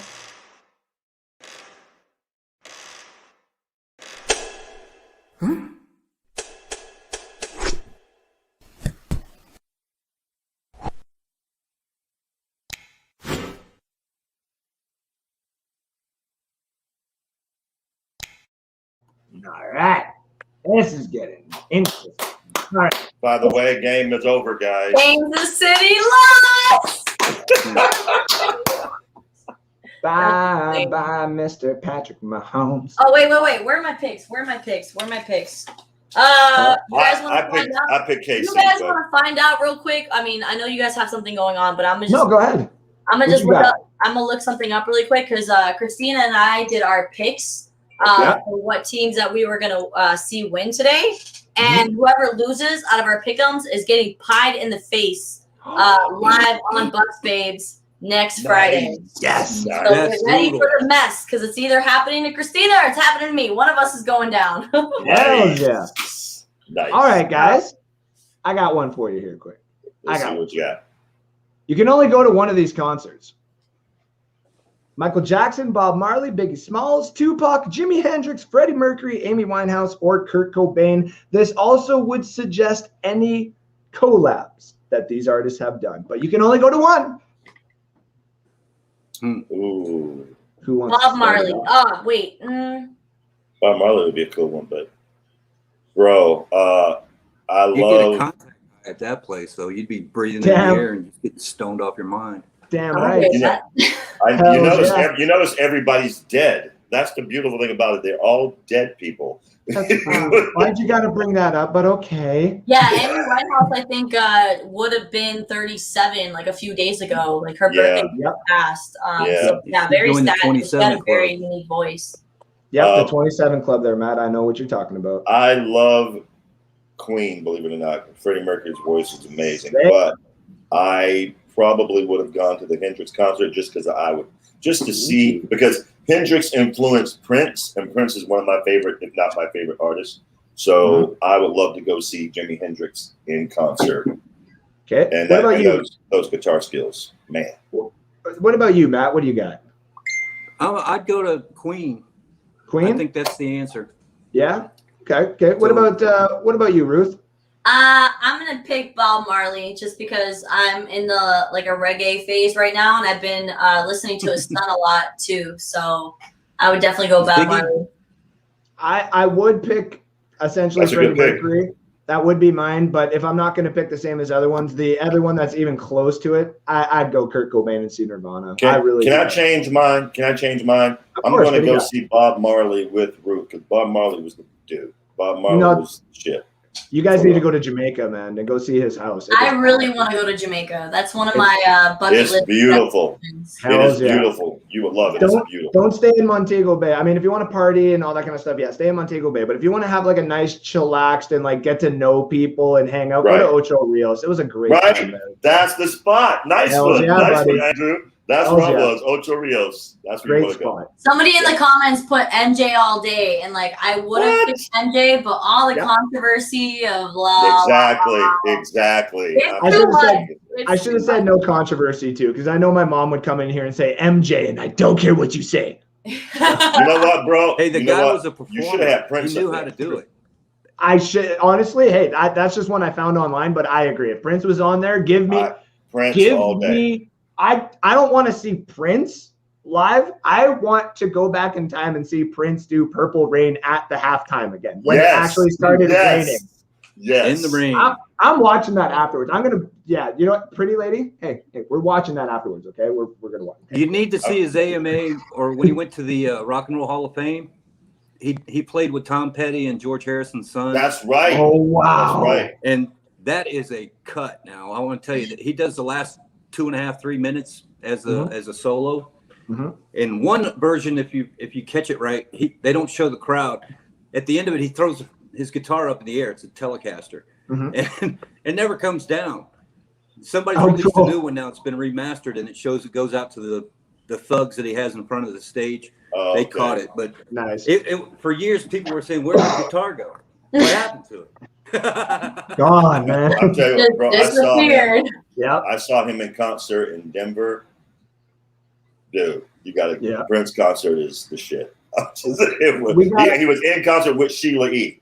Yep.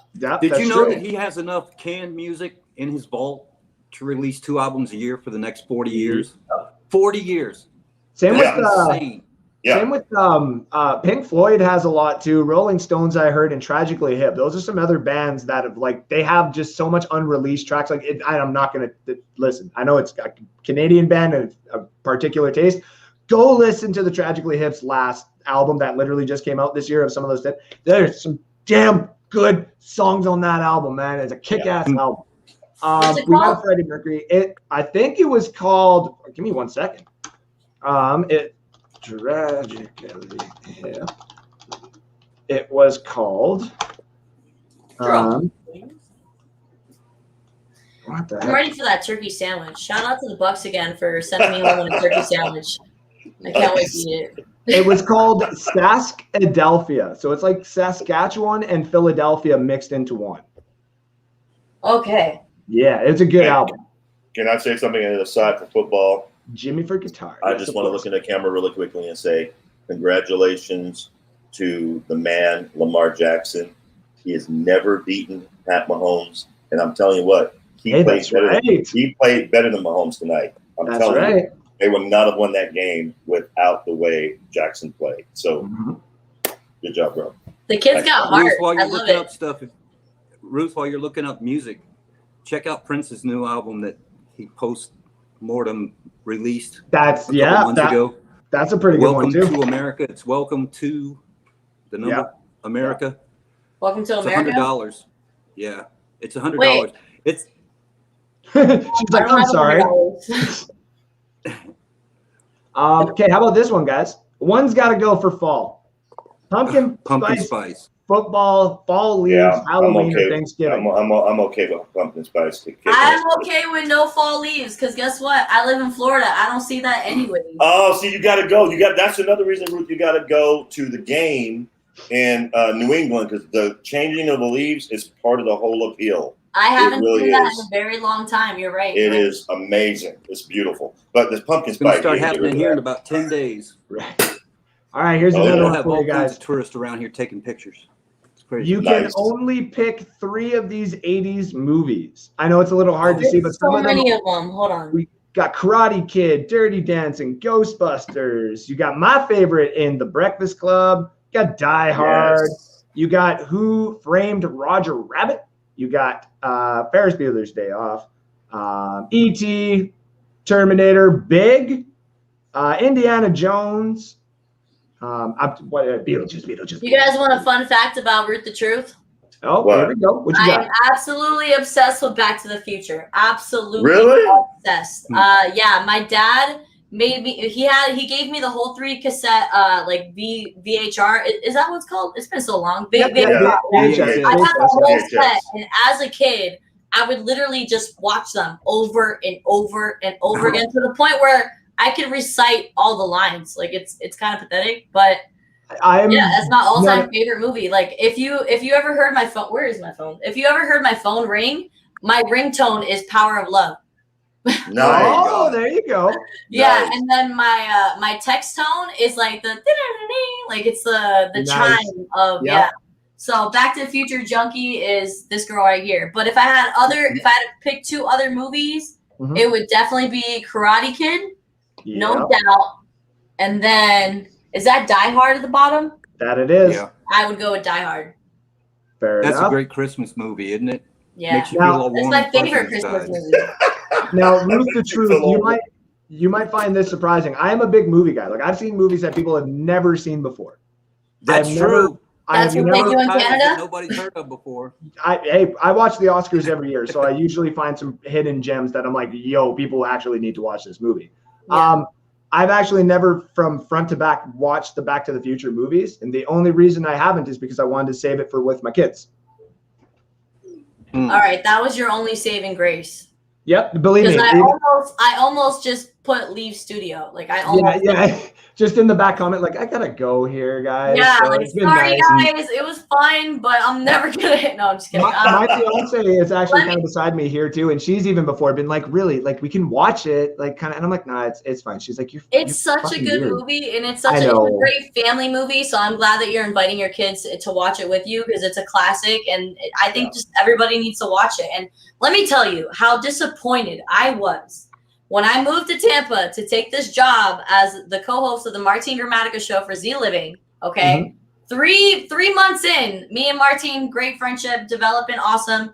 He admitted to me that he didn't know what Back to the Future was. And I said, I am putting my 2 weeks in. I cannot work alongside of this. This is preposterous. How could that is a little, I said, what?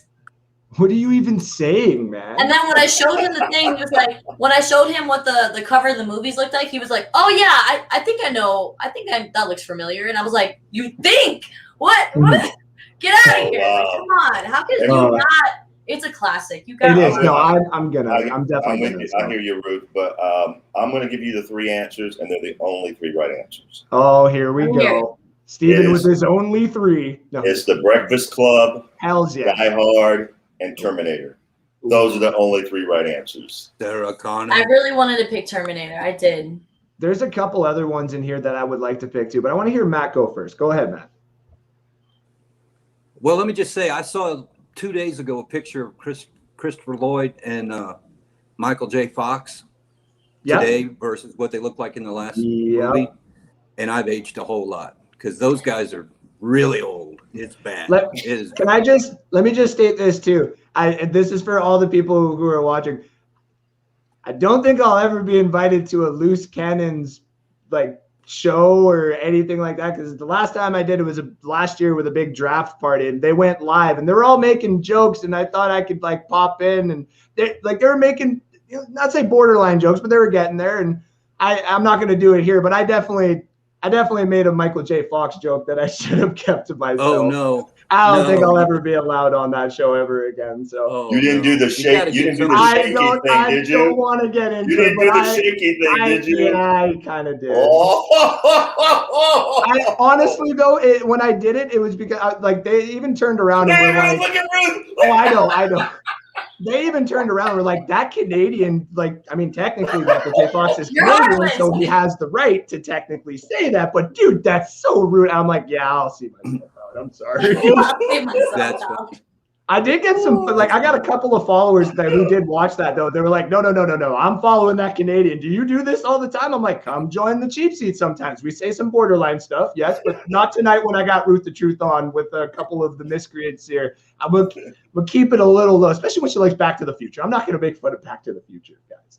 What I will though do, okay, everybody knows how this goes. I will make fun of some teams, because this is the meme and the goulash. This is what I do. I have specific teams and fans that come at me, and respectively so. I say some dumb stuff, but also at the same time, some of you fans really just say some stupid stuff. So I spend my week finding some memes to make fun of you when I have the time. So let's start with, this is actually just me sitting on my couch, just staring at the TV with Red Zone Frozen. Figured I'd get that one out of the way. I've actually got all the teams in order here, but I figured I'd get all these out of the way first. A 60-yard field goal should be worth 6 points in fantasy, not 5. Changed my mind. I lost this week because of that, and I'm tired of it. Guys, there's really not much to say here, but if you wipe your glasses, it does seem like that's best. Are you guys seeing what I'm saying? I think you are. That's Now, speaking of which, that one's good. Me and my girl, now that football season has started, even though it's not, she knows. She just knows. She's like, "Oh, my alarm went off. What's that? Oh, it's the Bucs game." And I don't talk to my husband for 3.5 hours. Taunting penalties shouldn't exist. Can we all agree? Here. I agree. Here. Right? And then, chest hairs. And then this is Roger Goodell when the Super Bowl 56 gets determined by a taunting penalty. Can't stand that dude. He's such a freaking loser. God, I hate his guts. By the way, now it's time to really start getting at some of these teams here. Atlanta, meet your new daddy. Oh, nice. Oh. Edwards, baby. Yeah, and he's even holding the deuces, by the way. Two tutties. Two tutties. You know what? He's a defense. Like, what? Yeah. That's the beautiful thing about it. 2 tutties from a defensive.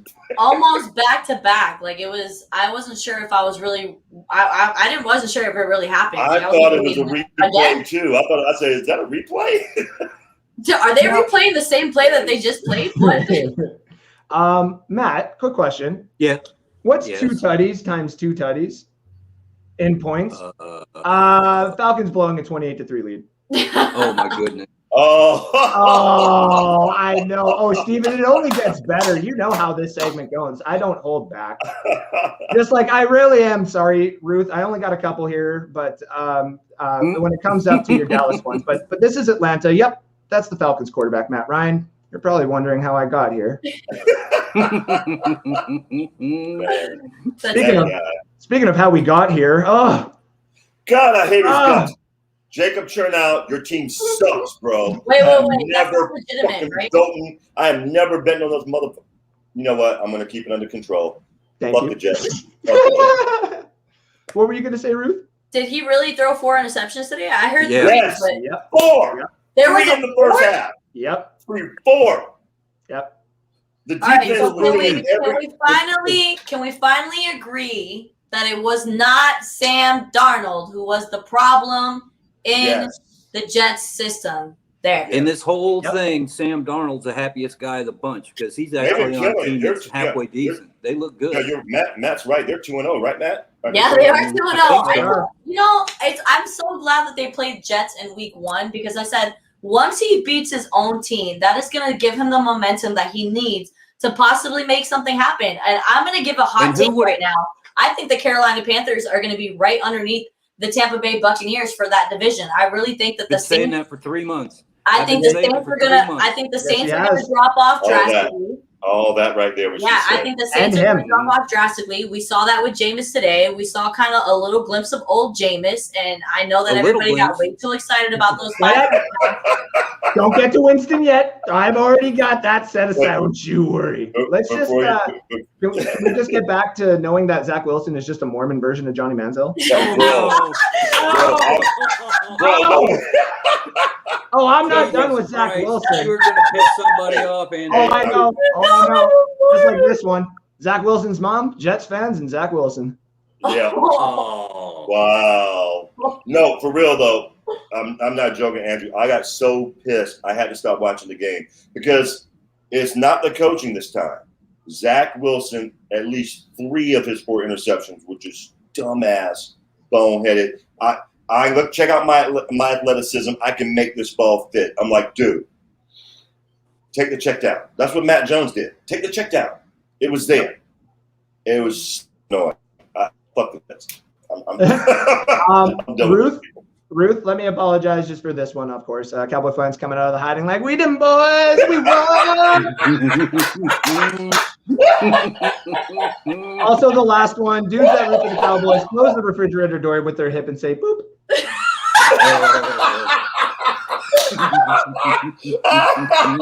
But it's okay. I made sure to add the Eagles to this one. Yes. This is the Eagles and all their supporters. That's a great one. It looks so cold there. Giants fans, our expectations for you were low, but holy fuck, guys, what is this? I hold nothing back. And it only gets worse here. Here's a shot at the Vikings. Vikings kickers every time they line up for game-winning kicks. It's as if they just keep seeing a fan wearing 2 yellow stripes. Dude, it's security. It's security. Oh, my God. They never hear me. Speaking of never hearing me, because, I mean, obviously they're in prison, but Raider fans celebrating their win over the Steelers. There you go. That's not far off, man. No. Hey, wait. Did somebody say Steelers? Oh, good. I've never been happier. Dude pooped his pants and is washing them in the sink. Steelers football is back. Heinz Field.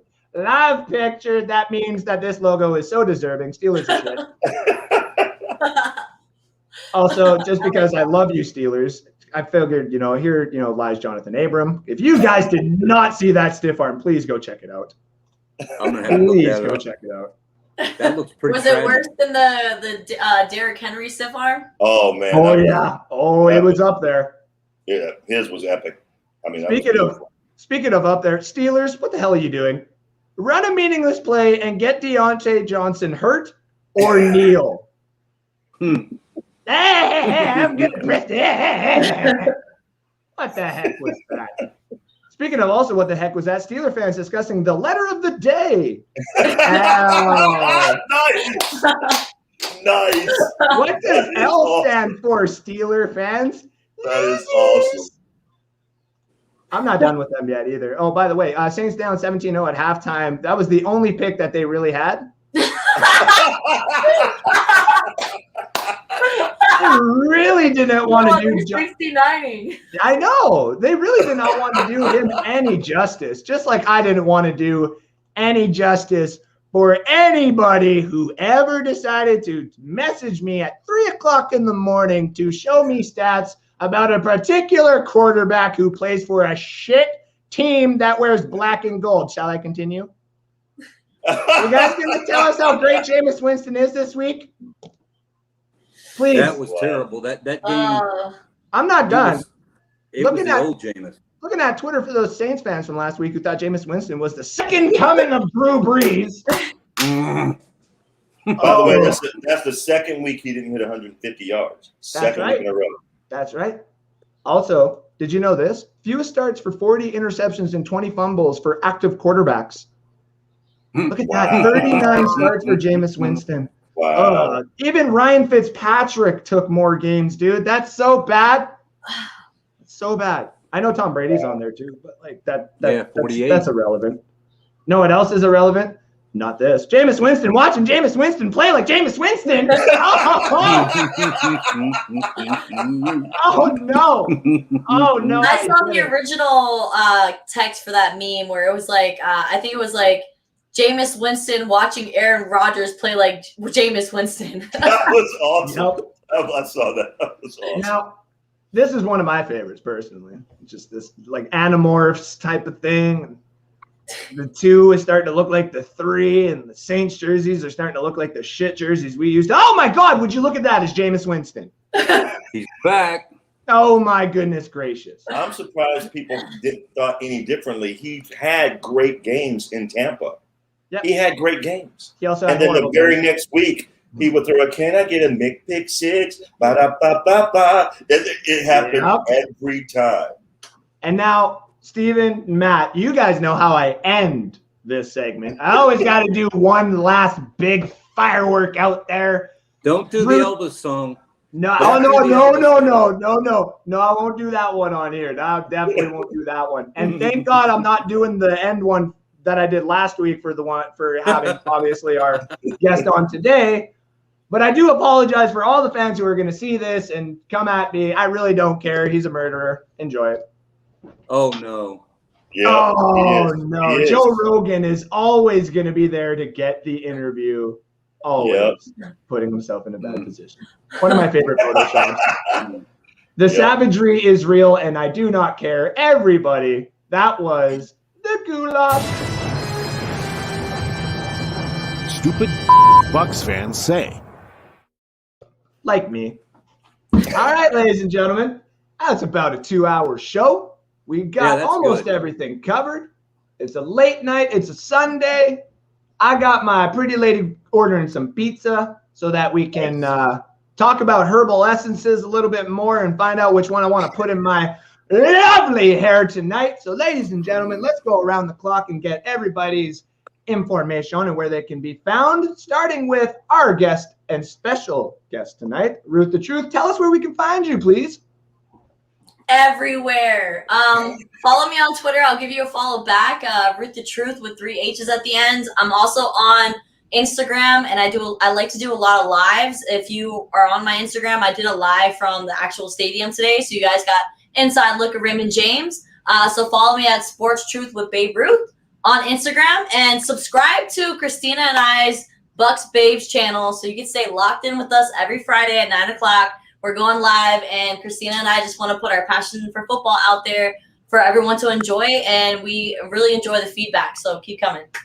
We appreciate having you here at Bucks Report. I appreciate you having up on the show here. You're actually my first guest on the Bucks Report, so much love and appreciation for that. And thank you for coming on at what is it, like almost midnight there for you guys now? Right.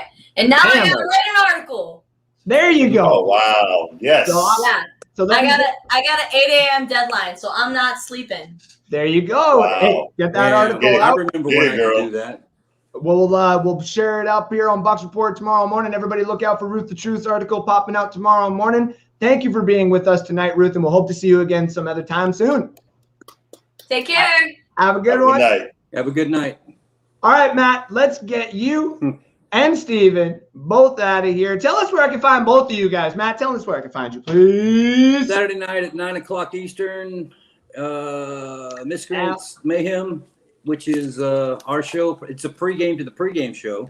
We talk about the upcoming Buccaneers game, the one that happened the week before, and all kinds of other silly stuff. You just never know. Hells yeah. Thank you for tuning in. And why do I tell everybody to thank you for tuning in? Thank you for being part of this, Matt. Thank you very much. And Steven, same thing to you.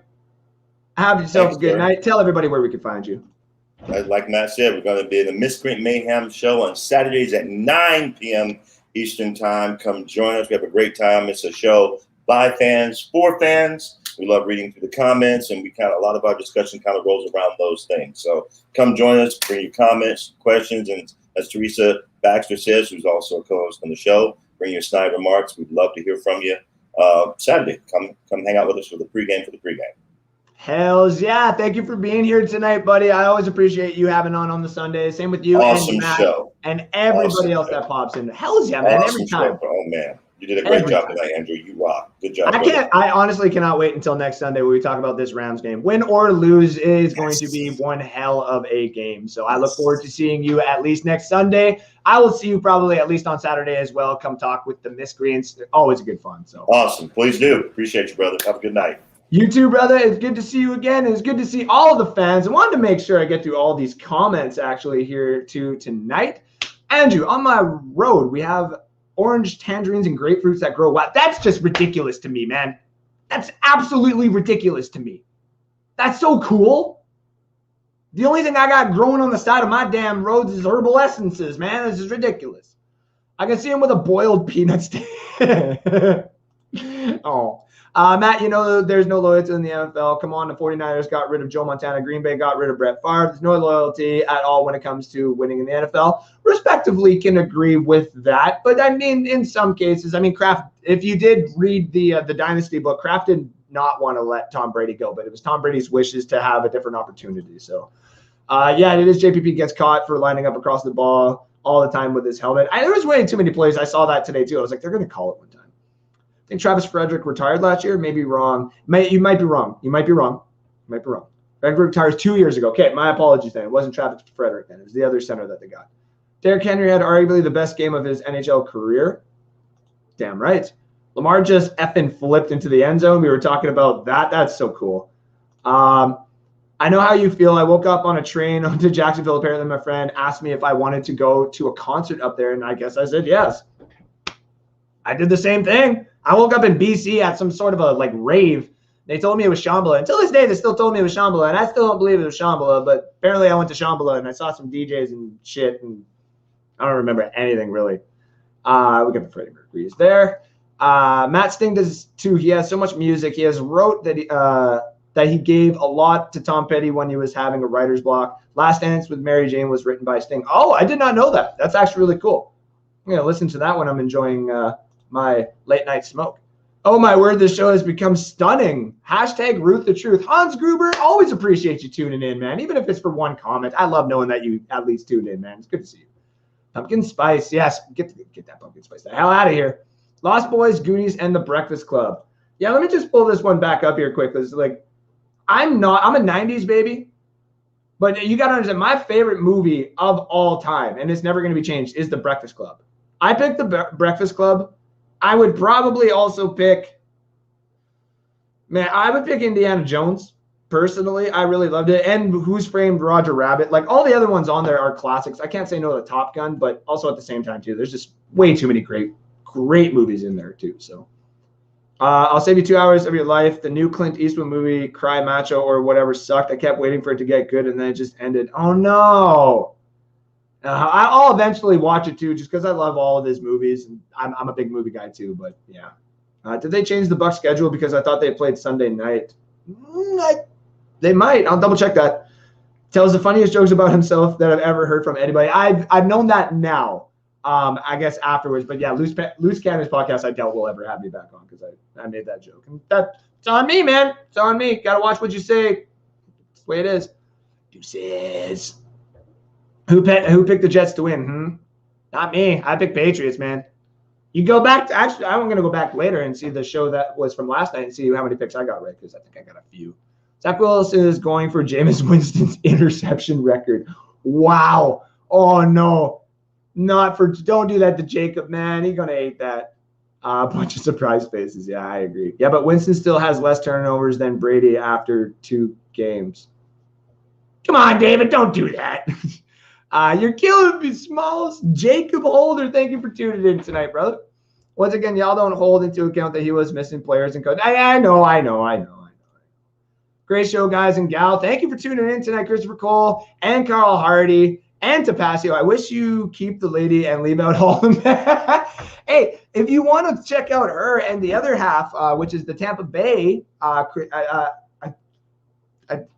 just blanked out her name. I apologize. They're doing the show on Friday, so you guys will be able to actually check out 2 of the ladies who got some of the other better quality Bucks content that's out there. And yeah, like it's good to see from the girls' perspective, right? I mean, you hear from the guys all the time. I would like to hear from a lady's perspective what they see. You hear a bunch of guys talk about it all the time. Even my fiance goes, sometimes. And I'm like, no, that's a real legitimate play. And she goes, sure. Didn't look like it. And I'm like, but that's just the way it is, man. They got a lot of, you got to understand, Ruth the Truth and Tampa Bay, they got a lot of knowledge there. That's the reason why having both of them in one show, especially on Friday nights, that's going to be absolutely fantastic. Mushrooms is hell of a I don't know. Hey, I don't know what you're talking about. Casey lost. Niceness. Yeah, we were talking about that earlier too. So nice to see. Great show, man. David Mosier, honestly, every time you pop on is a great time as well, and I appreciate you. Ruth the Truth from Topasio. Thank you all for tuning in. I love being able to give you guys an update after the show. Little bit crazy today. We had a special guest that got tossed on, not say late or anything like that, but she got tossed into the show, and this is the first time I've ever had an actual guest, and it's awesome. This show is exploding, guys. We're getting crazy views. We're getting crazy views here, okay? And it's raw. You think Bucks Report is like, and I mean this in all respect, you think Bucks Report is just taking $5 or $10 and throwing it into my show for overnight to get views? Fuck no. This is all raw. This is all me. This is all you, the fans, the real Tampa Bay Buccaneer fans who want to say some shit. And you can. When we get past the good stuff, we talk the seriousness of what the game was and what is to come, that is when, after, we get to talk the fun stuff. Have some laughs. We got the goulash. Can have people go head to head. We get the guests to stay on. I'm actually surprised she stayed on. That was awesome. I should have taken the cowboy stuff out of there. I really should have. Christopher Cole says, Ruth and Christina. I wanted to say Christina. I wasn't too sure, but thank you. Thank you, Christopher Cole. Check him out on Fridays. Bucks Report is exploding. This show is exploding. You, the fans, are making it happen, and I love it so much, guys. I can't thank you all enough. You guys have been absolutely amazing to me. You've been amazing to Bucks Report, and you've been an amazing flipping fan base. Now, the real games and the real work comes in. Okay? Got to beat the Rams. This is a good team coming up.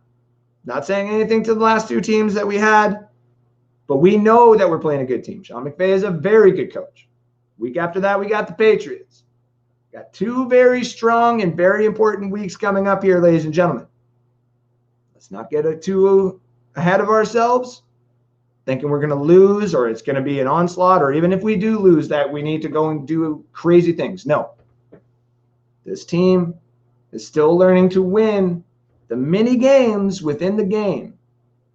And we'll talk more about that. Because now that if you, the fans, you've seen this show, you've heard me talk about it, you're going to see when they get a turnover, all the things that they're going to do to fix from that turnover. Not just the points on the scoreboard from the opponents or themselves, but the mentality of it, the schematics of it, the players and how they're going to deal with it. We got everything we need here, ladies and gentlemen. This is going to be a championship caliber team again. And even though we don't necessarily look like it right now, this team can go undefeated. It really can. Because we're winning the games within the games.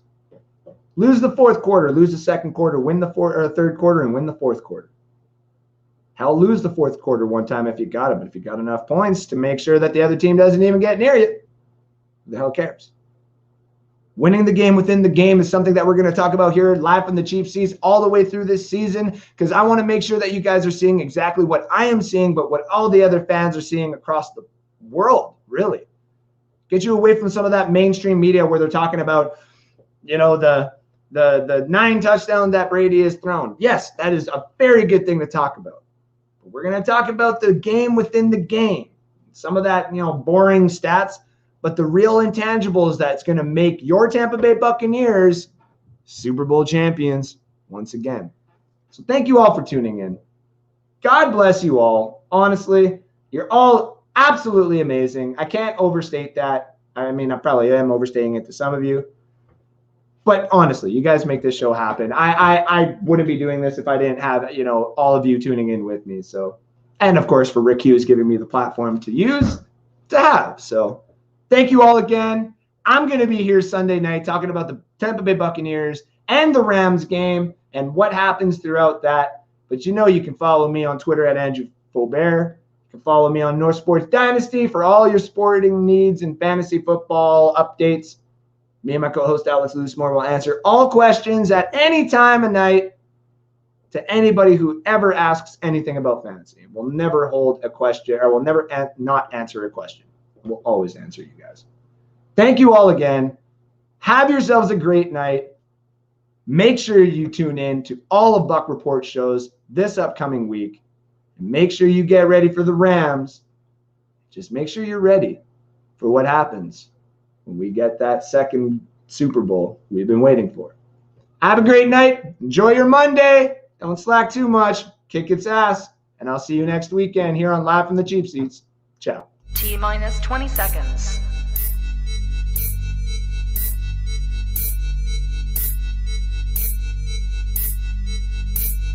10, 9, 8, 7, 6, 5,